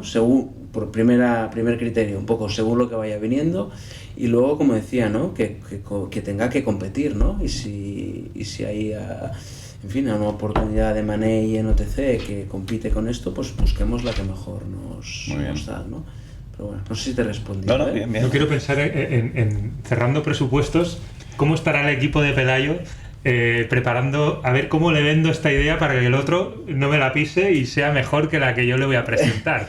Bueno, ¿Hay tensión o notáis tensión en ese sentido? No, porque y hay otra cosa que es que en la medida en la que hemos podido, nosotros, la familia y la compañía, hemos tenido una vocación y una ambición de querer casi reinvertir todo lo que generamos, ¿no? Con lo cual yo creo que la compañía en este sentido la familia demuestra el compromiso que tenemos con esta vocación de largo plazo del proyecto, ¿no? Entonces, bueno, pues ¿no? Yo creo que esa parte también es importante, sin ¿no? duda. Y si hay tensión, yo creo que se ha hecho hasta el día de hoy, no ha habido que... bueno, el equipo está... Yo soy una persona que me gusta mirarlo todo. Yo creo que la gente va loca conmigo de decirme, para, ¿no? Que no soy el único que impulsa, evidentemente, pero ahí viene mi punto de diversificación de... cualquier oportunidad, o una buena oportunidad de negocio que valga la pena, yo me lanzaría, ¿no? Entonces bueno, el esfuerzo del equipo está en frenar y en ser capaces de decirme, a ver, o sea, no todo vale, frena y vamos a ponerle más foco, ¿no? Ya, muy bien. Qué bueno. Aún así lo intentan, pero veo que fallan estrepitosamente, porque sigues abriendo. Ahí la guerra es divertida. Está muy bien. La guerra es divertida. Qué bueno. Venga, vamos allá, ¿no? ¿Te parece? Venga, dale. Venga, pues nada, ¿cómo llegas tú? ¿En qué momento vital llegas tú a la compañía? ¿Y de dónde venías? Es decir, ¿qué has estudiado? ¿Cómo te has formado? ¿Y en qué momento empiezas a formar parte de Rubio? Vale, mi historia personal, bueno, es un poco abrupta en el sentido de que, bueno, quemé etapas un poco, quizá demasiado pronto. Un factor personal es, yo soy hijo único y mis padres pues fallecieron cuando yo era demasiado joven. y entonces es verdad que nosotros somos una compañía que somos familiar, somos dos ramas, por lo tanto la compañía nunca ha estado, es decir, la otra rama de mis tíos y mis primos siempre han estado también encargándose de la compañía, o sea que no es que a mí me haya necesitado la compañía, pero es verdad que yo estudié farmacia. Acabé en el 2000, entonces estuve unos años trabajando en la parte más de de fabricación, validación de plantas, validación de procesos, de fabricación de productos farma, y al cabo... ¿Por qué empezaste por ahí? Bueno, yo, es curioso porque había gente de la compañía que me ayudó a trazarme un plan, ¿no? Ajá. Y bueno, esto, encantado de explicarlo. Sí, es que tengo curiosidad. ¿Por qué por ahí, no por ventas o por...? Que haya gente que no lo sepa y que es verdad que estaba bastante planificado, ¿no? Yo quería... Al final es cierto que teniendo la compañía, pues sí, con el permiso del resto de mi familia, pues, hombre, yo estaba un poco enfocado a trabajar en la compañía, ¿no? No sé en qué posición, pero sí que mi carrera la preparé para acabar en Rubió, ¿no? Y entonces me tracé un poco un plan de, bueno, soy farmacéutico, quiero en algún momento hacer un MBA, porque quiero la carrera de farmacia, no sé ahora, pero en aquel momento era muy técnica, quiero por lo tanto tener unas nociones de negocio y tal, y entonces pues dije, mira, pues voy a hacer una parte de mi carrera profesional en la parte más técnica, parte de fabricación para conocer esto, y luego luego tenía pensado entrar un poco en la parte comercial, hacer un máster de marketing farmacéutico. Ajá. O sea, tenía ahí un plan un poco trazado, ¿eh? Esto se truncó un poco por lo que he explicado, ¿no? Entonces, y acabar haciendo un MBA, ¿no? Y tal, ¿no? Entonces ahí las fases las quemé un poquito, estuve trabajando, las avancé un poquito, estuve trabajando unos años en la parte más de fabricación, y entonces directamente pasé a hacer un MBA, y después del MBA ya entré en Rubió, y mi entrada en Rubió fue gradual, ¿no? Fue en el 2005. Empecé como vendedor, empecé vendiendo los productos de Rubió en la zona de Girona. Iba yo ahí a Bien alejado. Sí, que no tuviera demasiada trascendencia para no cagarla más de la cuenta. Vamos a ver una zona con poca población, ¿no? No la cagues demasiado. Y entonces estuve ahí pues unos 6 meses más o menos, y ahí en Ulot, en no sé dónde, tal. Duro vender en Girona, en el Trueta, sí, yo me acuerdo. Durísimo. Yo no soy especialmente comercial, no sé vender motos, lo que vendo es lo que hay. Y entonces, pues, pero bueno, fue una experiencia interesante, ¿no? Muy bien. Y la verdad es que la recuerdo con un recuerdo chulo y bonito, ¿no? Y muy enriquecedor. Uh-huh. Entonces, evidentemente, al final tampoco era eficiente que yo estuviera haciendo de vendedor, en el sentido de que, bueno, pues tenía que ir escalando, ¿no? Y entonces cogí la jefatura de ventas, y fui ventas y marketing, y luego, bueno, pues también por otra serie de circunstancias de la compañía y tal, pues en el 2010... pues con un primo mío cogimos la dirección general de la compañía, y tuvimos una fase interesante para los que tienen empresa familiar, de una codirección general, que fue una fase también muy enriquecedora. Te estamos leyendo, de aprendizaje, y de mucha, muy chula también al final, ¿no? Sí, todo tiene su punto bueno. Efectivamente. Efectivamente, al final todos aprendemos de todos, evidentemente, y fue una fase también chula, y a partir del 2015 yo ya me puse de director general de la compañía, y bueno, y hasta hoy, y hasta que me dejen, básicamente. Muy bien, hostia, súper interesante. No sé si he respondido... Absolutamente. Por hacer un poquito más de zoom in en esta parte de codirección general y de familia, porque esto lo hemos visto alguna vez en algún episodio, ¿no? En las familias, cuando dirigen una compañía, cuando hay 2 ramas familiares, cuando hay 2 codirecciones, a veces pasa incluso en compañías que no son familiares, que hay 2 founders que tienen la posición de co-CEO, ¿no? Sí. El gestionar esto internamente con el equipo, ¿qué ventajas tiene y qué desventajas tiene? Y sobre todo lo que quiero entender es organizativamente. Sí, bueno, a ver, como dices, efectivamente no es una cosa rara. Bueno, no. Quiero decir, no es quizá lo más común, pero es verdad que aquí pasa, y en Europa pasa más. O sea, quiero decir que no, yo me he encontrado con compañías alemanas que también tienen esta doble figura, ¿no? Yo creo que nosotros lo hicimos un momento determinado en el que externalizamos la dirección general antes que esto, ¿no? Pusimos una dirección general externa, no acabó de funcionar y entonces bueno, pues decidimos las dos ramas coger un poco el toro por los cuernos, ¿no? Y nosotros a nivel familiar, o sea, las dos ramas estamos en edades un poco diferentes, un poco intercaladas, ¿no? Y mis primos, que en aquel momento uno de mis primos fue el que conmigo nos pusimos de directores generales. Bueno, pues tenía unos cuantos años más que yo, ¿no? Con lo cual allí, por un lado, pensamos en, bueno, oye, vamos a coger los dos un poco las riendas, ¿vale? Y yo creo que en aquel momento yo no estaba tampoco preparado ni formado para cogerlo yo, y bueno, y mi primo pues también tenía unos años de trayectoria de éxito y evidentemente pues en fin, era obligatorio que él también estuviera, ¿no? Entonces hicimos esto.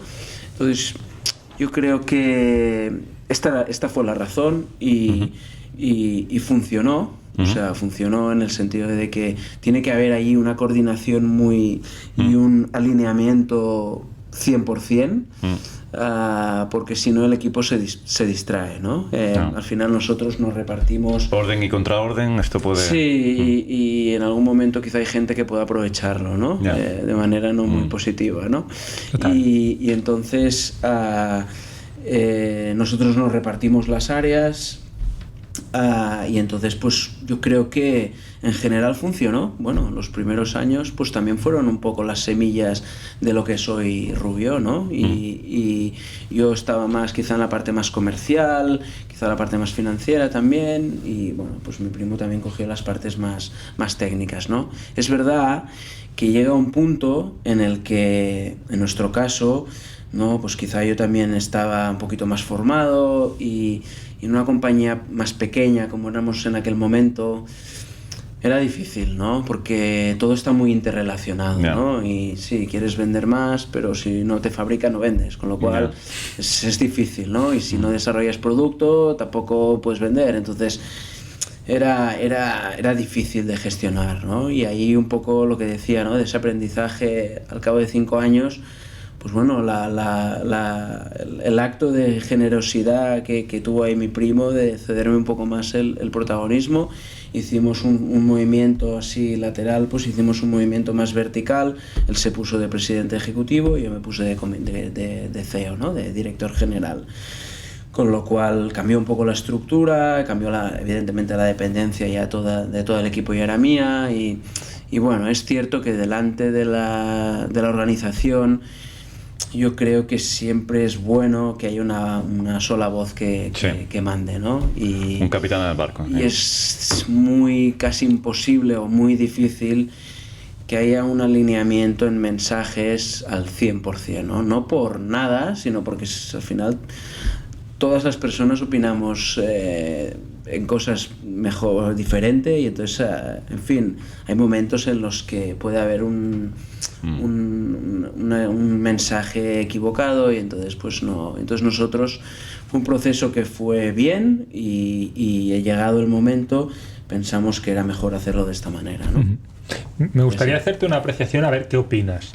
En el ámbito en el que trabajamos en Solutia, que es toda la parte de headhunting, muchas veces hablamos con candidatos y les ofrecemos proyectos empresa familiar. En general hay mucha gente que dice ¡buh! Es la primera reacción. ¿Tú esto lo notas? Al final reacciones... Sobre todo cuando hablamos de cargos ejecutivos de alto nivel, ¿eh? Como que hay cierta reticencia, cierto prejuicio cuando la empresa es familiar o está gestionada por un consejo que es una familia versus una multinacional o una empresa nacional pero que tiene otra forma, otro órgano de gobierno. Sí. ¿Cómo lo ves tú esto? ¿Qué opinión tienes al respecto? O sea, podríamos estar toda una tarde también en esto, ¿eh? Yo creo que hay... Habiendo de todo, obviamente, ¿eh? Sí.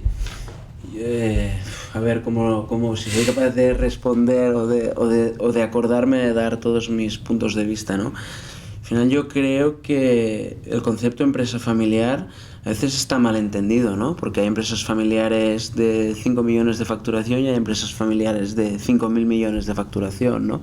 Entonces, una empresa familiar no es ni mejor ni peor que otra cotizada o tal, ¿no? Con lo cual, generalizar en que si una empresa familiar es mejor o peor, yo creo que es un error, ¿no?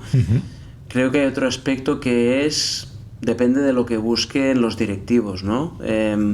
Si un directivo le gusta más el politiqueo y le gusta más, un tipo de dinámica, diferente, de protagonismo y de tal, pues al menos a lo que nosotros se respecta, pues no es el perfil, no somos el perfil de compañía de darse codos, ¿no? Y de una mentalidad agresiva a nivel de directivos, ¿no? Yo lo que he vivido en nuestro caso, o sea, son dos cosas, ¿no? Por un lado, quizás lo contrario, ¿no? Al final, una empresa familiar lo que también te da es proximidad en la toma de decisiones y una mentalidad, como también decía antes, de largo plazo, ¿no? Con lo cual, creo que es una vocación, ¿no? Una mentalidad, una vocación de largo plazo, ¿no? Con lo cual... Y si te digo paternalismo, ¿qué te resuena? Puede ser. No lo sé. También es que depende mucho de la familia, depende mucho de las personas, ¿no? Al final... Que asumen el liderazgo de la compañía. Es que es muy... Desde luego, si me preguntas a mí, por entrar un poco en el debate, si me preguntas a mí, yo todo lo contrario, yo estoy más con Pelayo. Yo todo lo contrario, a mí empresa familiar tiene connotación positiva, no negativa, ¿no? Porque a mí me gustan las compañías que tienen visión largoplacista.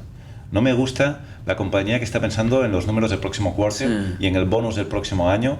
Yo he visto, porque lo he visto, en compañías muy cercanas... Y en la cotización de la acción, ¿no? En la cotización de la acción, compañías muy cercanas que no citaré, que están cotizadas de nuestra industria, donde directivos concretos me han dicho, este proyecto ahora no lo vamos a hacer, Rosendo, porque si lo hiciéramos ahora, perderíamos el bonus.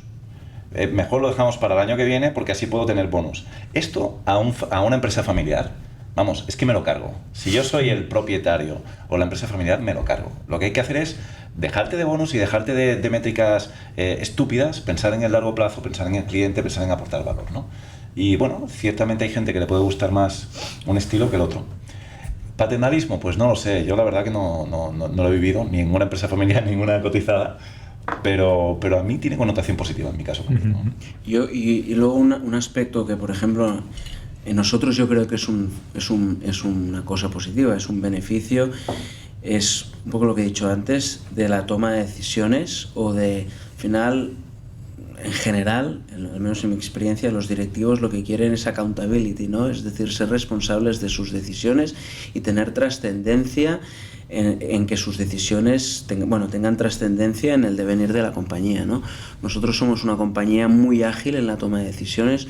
Yo soy una persona que me gusta mucho fomentar un concepto de equipo, un consenso en la toma de decisiones. No, tampoco, o sea, al final yo asumo que soy el director general, el CEO y que la decisión al final es mía, pero me gusta escuchar mucho a las personas, ¿no? Con lo cual yo creo que en nuestro caso la gente valora el hecho de poder estar cerca de, en este caso mío, para tener una incidencia grande en la toma de decisiones, ¿no? Y eso lo da la mentalidad de empresa familiar y en este caso, pues yo también, ¿no? Pero no, de hecho hay gente en la compañía, como decía, ¿no? Que si nosotros perdiéramos ese espíritu de empresa familiar, quizás se irían, ¿no? Porque quieren esta vocación a largo plazo. Efectivamente, es que yo creo que como cuando buscas personas para una startup o una empresa multinacional establecida con 5.000 trabajadores, no vas a seleccionar el mismo perfil, pues seguramente haya gente que no sirva para estar en una empresa familiar y viceversa, ¿no? Tienes que encontrar nosotros, efectivamente, esa voluntad o ese espíritu al final. Nosotros hemos tenido casos de directivos o de personas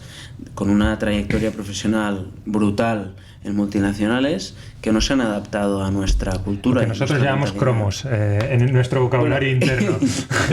Rosendo y yo esto lo llamamos cromos. Bueno, pues esos cromos, ¿no?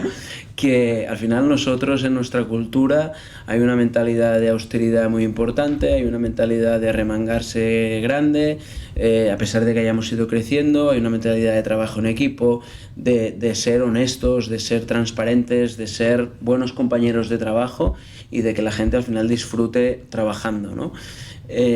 Por lo tanto, bueno, no lo sé, y hay gente, se me iba el hilo, y hay gente que en esto, pues esa mentalidad de arremangarse, pues no la tiene tanto y de que quiere que la gente les haga las cosas, ¿no? Entonces, bueno, no se han adaptado a la cultura, ¿no? Y en este sentido, me gustaría preguntarte ¿cómo os lleváis las familias tradicionales farmacéuticas? Además, ¿tenéis relación, los Grifols, los Gallardo? Bueno, Gallardo no sería familiar ya, pero los laboratorios Viñas, etcétera, etcétera, Ferrer. ¿Tenéis relación? ¿Hacéis, entre comillas, lobby? Bueno, yo creo que más que lobby, bueno, que un poco también, pero a mí personalmente me gusta mucho hablar con la gente, ¿no? Porque creo que se puede aprender de las experiencias, de las vivencias y de los conocimientos o de las opiniones de los otros, ¿no? Entonces yo personalmente, no solo en el ámbito de farma, sino también en otros ámbitos, y además bastante recientemente, a mí me gusta hablar con empresas familiares, o sea, con familias de empresa familiar, porque al final, sin importar el tamaño y el sector, las problemáticas o las situaciones son, o sea, nos sorprenderíamos de lo idénticas que son, ¿no? Yeah. Incluso de sectores diferentes, sí, ¿no? Sí, no, o sea, y luego también fórmulas de cómo gestionar una empresa familiar, hay tantas como empresas familiares. Yeah. Yo he hecho últimamente un poco, no he hecho un research, pero sí que he ido hablando con empresas familiares de distintos sectores y cada uno tiene su modelo y a cada uno le funciona su modelo, ¿no? Pero tal cual. Me parece súper interesante y creo que deberíamos hacer más lobby y más piña entre las empresas familiares. Yo creo que con esta mentalidad a veces en Cataluña bueno, en España en general, pero los catalanes, sin ser crítico, pero esta estructura con esta mentalidad de, bueno, yo me lo hago y tal y cual, a veces en esto nos perdemos oportunidades, ¿no? Y yo me siento muy así, me siento muy catalán, muy español y me siento muy identificado con esta mentalidad de empresario de toda la vida o de que hemos mamado empresa familiar y tal, y creo que a veces nos cerramos demasiado, ¿no? En otras partes de España, en Europa o en Estados Unidos, la mentalidad es muchísimo más abierta y muy enfocado a las oportunidades. Y aquí a veces, por no querer explicar más de la cuenta, nos cerramos, ¿no? Y, muy interesante esto que dices. Bueno, habrá que poner el medio para que haya este lobby de alguna manera, ¿no? Bueno, tenemos que pensar, yo te lo agradeceré, y yo me sumo, ¿eh? Perfecto, tomo nota. Muy bien. Oye, vamos un poquito más de tiempo, pero a mí muy rápidamente sí que me gustaría conocer la historia de Rubió. Efectivamente. ¿Vale? Hablabas de que había sido tu padre y tu tío, hará por 40-50 años, con unos nefrólogos, ¿verdad? Cuéntanos rápidamente cuál fue el primer producto, cómo avanzó a partir de ahí, hasta llegar a tu llegada más o menos a la compañía en el año 2005. Vale, bueno, a ver, en cuatro frases, ¿no? Sí. La compañía nació en el año 68, o sea, hace unos 60 y pico, ¿no? Entonces, bueno, más o menos, da igual. Estoy ahí un poco, ahora las mates me han fallado. Es muy tarde ya. Da igual, por ahí. Sí, exacto. Es muy tarde y llevo 1 hora y pico hablando, con lo cual estoy ya un poco... Luego te diremos cuánto ha durado. Ya. Lo acabo de mirar y tenías razón. ¿Ves? Entonces nació mi padre y mi tío tenían una farmacia en la Plaza Real, en Barcelona, y yo creo que tenían perfiles muy diferentes. Mi padre era más científico, había estudiado farmacia y química, y mi tío también tenía una vocación más comercial, ¿no? También farmacia, pero también quizá un poquito más comercial, ¿no? Por lo tanto se complementaban mucho, ¿no? Entonces mi padre era una persona muy, muy investigador, que le gustaba mucho leer, le gustaba tener mucho contacto con médicos, y a mi tío evidentemente también, ¿no? Entonces este contacto fluido con diferentes médicos, nació la necesidad de estos médicos de, oye, en enfermedad renal crónica, en pacientes en diálisis y tal, ostras, aquí no hay nada, ¿no? ¿Por qué no hacéis algo aquí, no?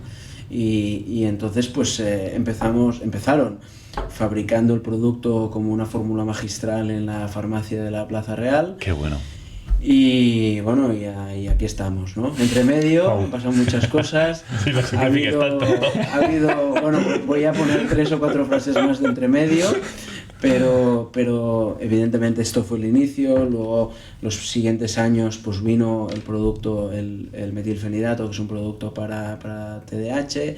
¿Cuál fue el primero que se lanza en nefro como fórmula magistral? El resincalcio. El resincalcio, que es una resina para quelar calcio de la sangre. Bueno, clara el potasio intercambia con calcio. Vale, o sea, vale, ok.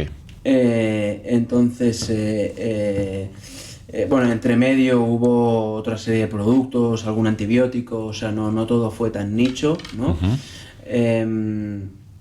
Y bueno, pues eso, ¿no? Fueron lanzando productos, fue el TDAH, algún antibiótico, alguna historia, alguna otra cosa y tal y cual. Entonces yo diría... más allá de que, ¿no? se fueron lanzando también otro producto que se llama resincolestiramina, que en su momento era para colesterol, ahora también está más enfocado para temas más digestivos, de mala absorción de ácidos biliares y temas de como el intestino irritable y tal, el síndrome del intestino irritable y eso, pues bueno, se fueron lanzando cosas. Diría que un hito así un poco relevante fue antes, el 96, bueno, desarrollamos nuestra fábrica en Castellbisbal, con lo cual, bueno, construimos nuestra propia fábrica. Bueno, esos años teníamos una fábrica, teníamos en la calle Berlinés, en Barcelona, por Muntaner, por allí, teníamos como varios locales alquilados, entonces era un poco caótico todo eso. Caótico, porque una cosa se fabricaba en un local y otra cosa se fabricaba en otro. El área comercial estaba al lado de donde se fabricaba el resincalcio. Las GMPs ahí estaban así. Ahí estaban, ¿no? flotando por el ambiente. O sea, cumplíamos, por favor, pero bueno, ¿no? Y diría que un hito importante fue cuando en el 96 pues se construyó una planta de fabricación ya un poquito más up to date, ¿no? Y entonces pues en Castellbisbal y tal, ¿no? Y otro hito quizá también importante fue cuando en el 2002, bueno, nosotros entre el 96 y el 2002 el área comercial de servicios corporativos y tal todavía estaba en Barcelona. Entonces en el 2002 construimos unas oficinas junto con la fábrica, con lo cual ya toda la compañía se fue a Castellbisbal, ¿no? Qué bueno.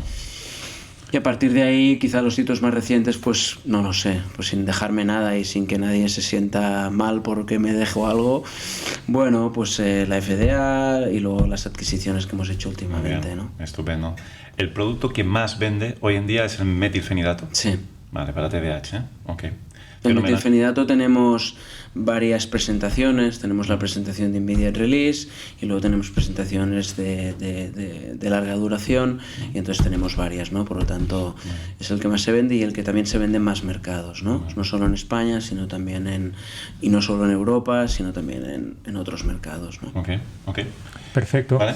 Nos saltamos la parte de talento porque estamos muy fuera de tiempo. Bueno, ya hemos hablado un poco de Hemos hablado un poco de ello y daríamos por finalizada la parte formal de este podcast, pero no nos queremos olvidar de la parte más de conocerte a ti como persona. Entonces te vamos a hacer una serie de preguntas rápidas para que no pienses mucho la respuesta, pero no tengas miedo en decir lo más friki que... Venga.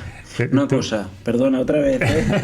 Dime, ¿qué quieres mencionar? Quiero mencionar en 20 segundos que, y esto evidentemente no es publicidad sino que es realidad, que para nosotros el talento o preocuparnos por el talento o ocuparnos por el talento es fundamental. Nosotros en la medida en la que hemos podido siempre hemos intentado que este crecimiento en facturación y en EBITDA y tal y cual pues también se le devolviera a las personas que están colaborando y trabajando con nosotros. Hemos hecho más formación, hemos introducido pues políticas de teletrabajo, ¿cómo se llama esto? De conciliación, gracias, efectivamente. y por lo tanto hemos tenido acreditaciones como Great Place to Work. Estamos trabajando en la acreditación de B Corp, que si la conocéis, bueno, ahí ya no voy a ir, pero es una acreditación un poco más holística que el Great Place to Work, pero al final también reconoce y resalta esta inquietud de querernos seguir ocupando por el talento y por las personas. Perdón. No, venga, fabuloso tu mensaje. Que es más importante eso que lo que yo... Pero además es la parte que más me gusta del podcast a mí, pero bueno, Rosendo me deja el espacio que me deja y muchas veces no la podemos tocar. Pero bueno, vamos a la parte personal. Venga. Un lugar para perderte. La montaña. ¿Alguna zona? Castellterçol.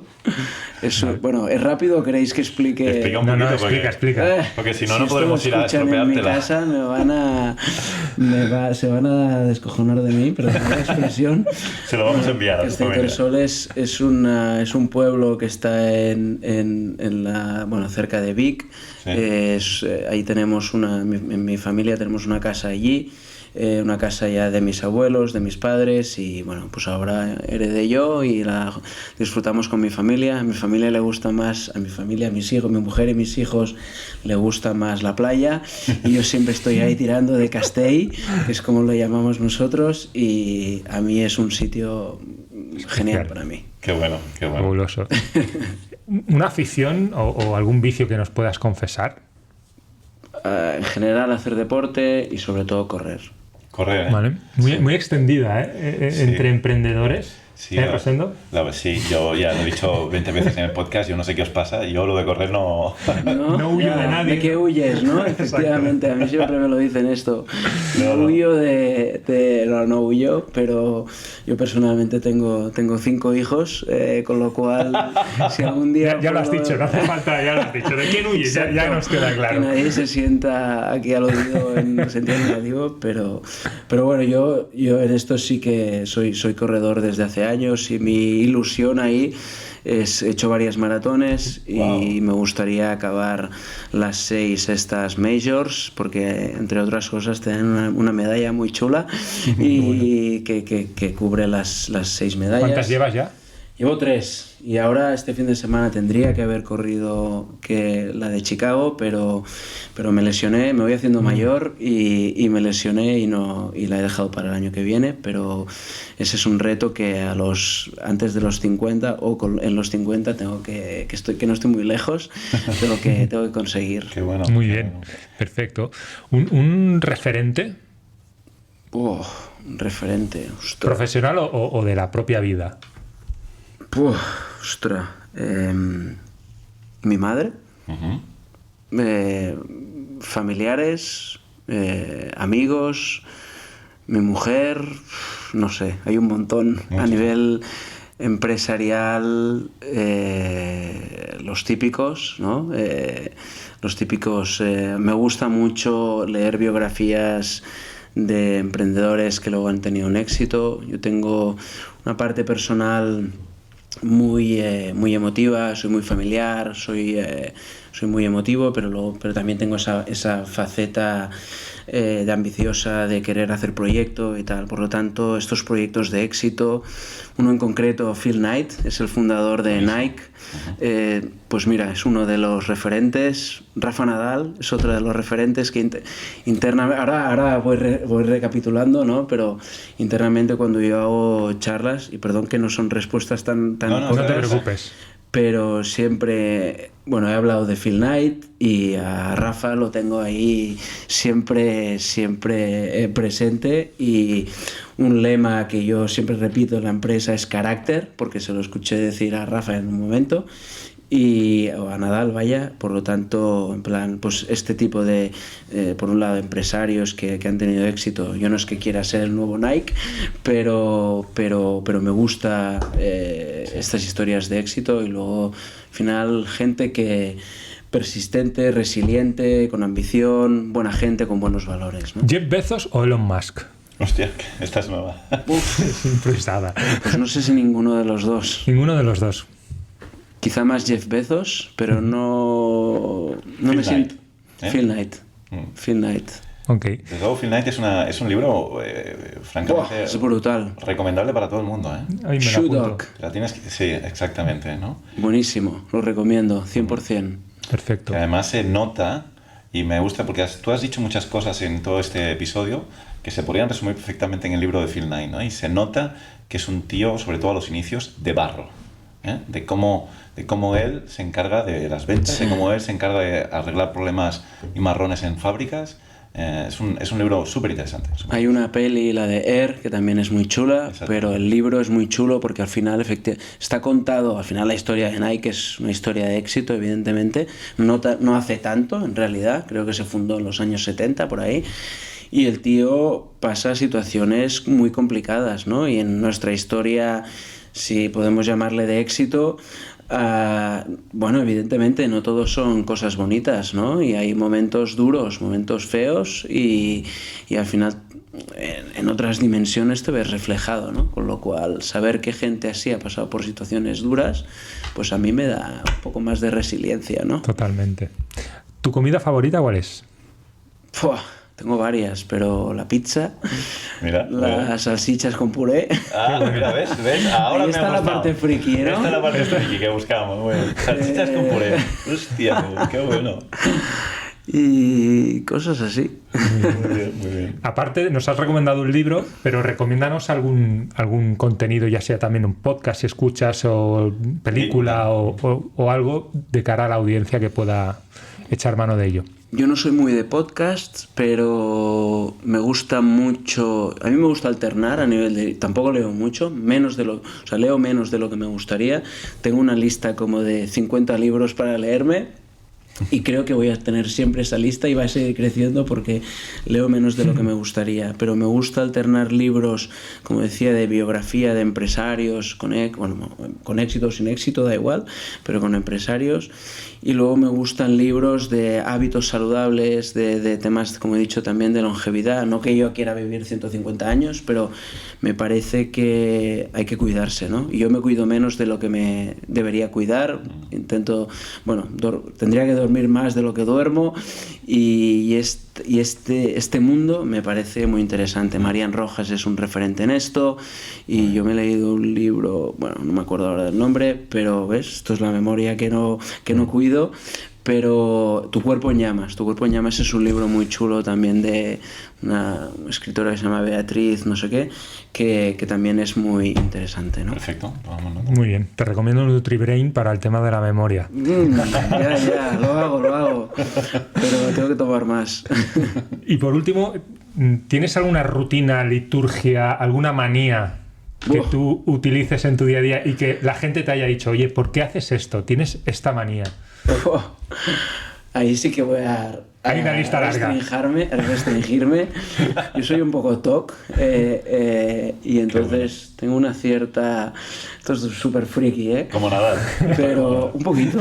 Y no porque lo imite, sino yo soy un poco TOC y antes de irme a dormir tengo una cierta rutina de unas cosas. Venga, cuenta. Bueno, o sea, Bueno, okay. Pero por ejemplo, que la puerta de la habitación esté cerrada de una manera, que tengo que comprobar los grifos de los lavabos, o sea, ultra friki, pero es mi rutina y siempre voy a mirar que mis hijos estén durmiendo bien. Y algunas cositas más, ¿no? Pero ahí tengo un punto friki un poco heavy. O sea, te vas a dormir a las 8, pero te acuestas a las 10, ¿no? O a 10:30. 2 horas de rutina, ¿no? Sí. No sé si 2 horas, pero 20 minutos. Wow, sí, muy bien. Sí. Bueno, no creo que llegue a ser patológico, pero de momento no lo es, pero bueno. Pero me has hecho recordarme, por ejemplo, de que aquí estuvo Hugo Peris. ¿Conoces a Hugo Peris, eh? No personalmente, pero sí. De Spiral, pues él nos comentaba que tenía una rutina por la noche, ¿te acuerdas? Que era apagar la luz, acostarse y estirar durante varios minutos, ¿no? Y lo hacía sistemáticamente cada noche antes de acostarse. Así que bueno, mira. ¡Hala! ¡Qué fuerte! Sí. Bueno, sí, cada todos uno tenemos con nuestras cosas. Todos tenemos lo nuestro. Oye, Pelayo, pues ha sido un auténtico placer. Creo que hemos estado 2 horas. Ya, joder. Justos. 2 horas, sí, casi. Bueno, Ya lo dijimos, lo avisamos. No, lo perdonar. sabíamos, no te preocupes. Pero se ha pasado rápido porque la verdad es que ha sido súper interesante. No tenemos habitualmente invitados que vengan con empresas que estén haciendo M&A, que estén haciendo en este estado. Mm. Y la verdad es que ha sido muy interesante, así que muchísimas gracias por tu participación. Bueno, muchas gracias a vosotros. Ha sido un honor, la verdad es que ha estado genial, ha estado súper cómodo. Qué bien. Y espero que, evidentemente, que sea útil para la gente que lo escuche y eso. Estupendo. Muchísimas gracias. El mejor de los éxitos. Gracias.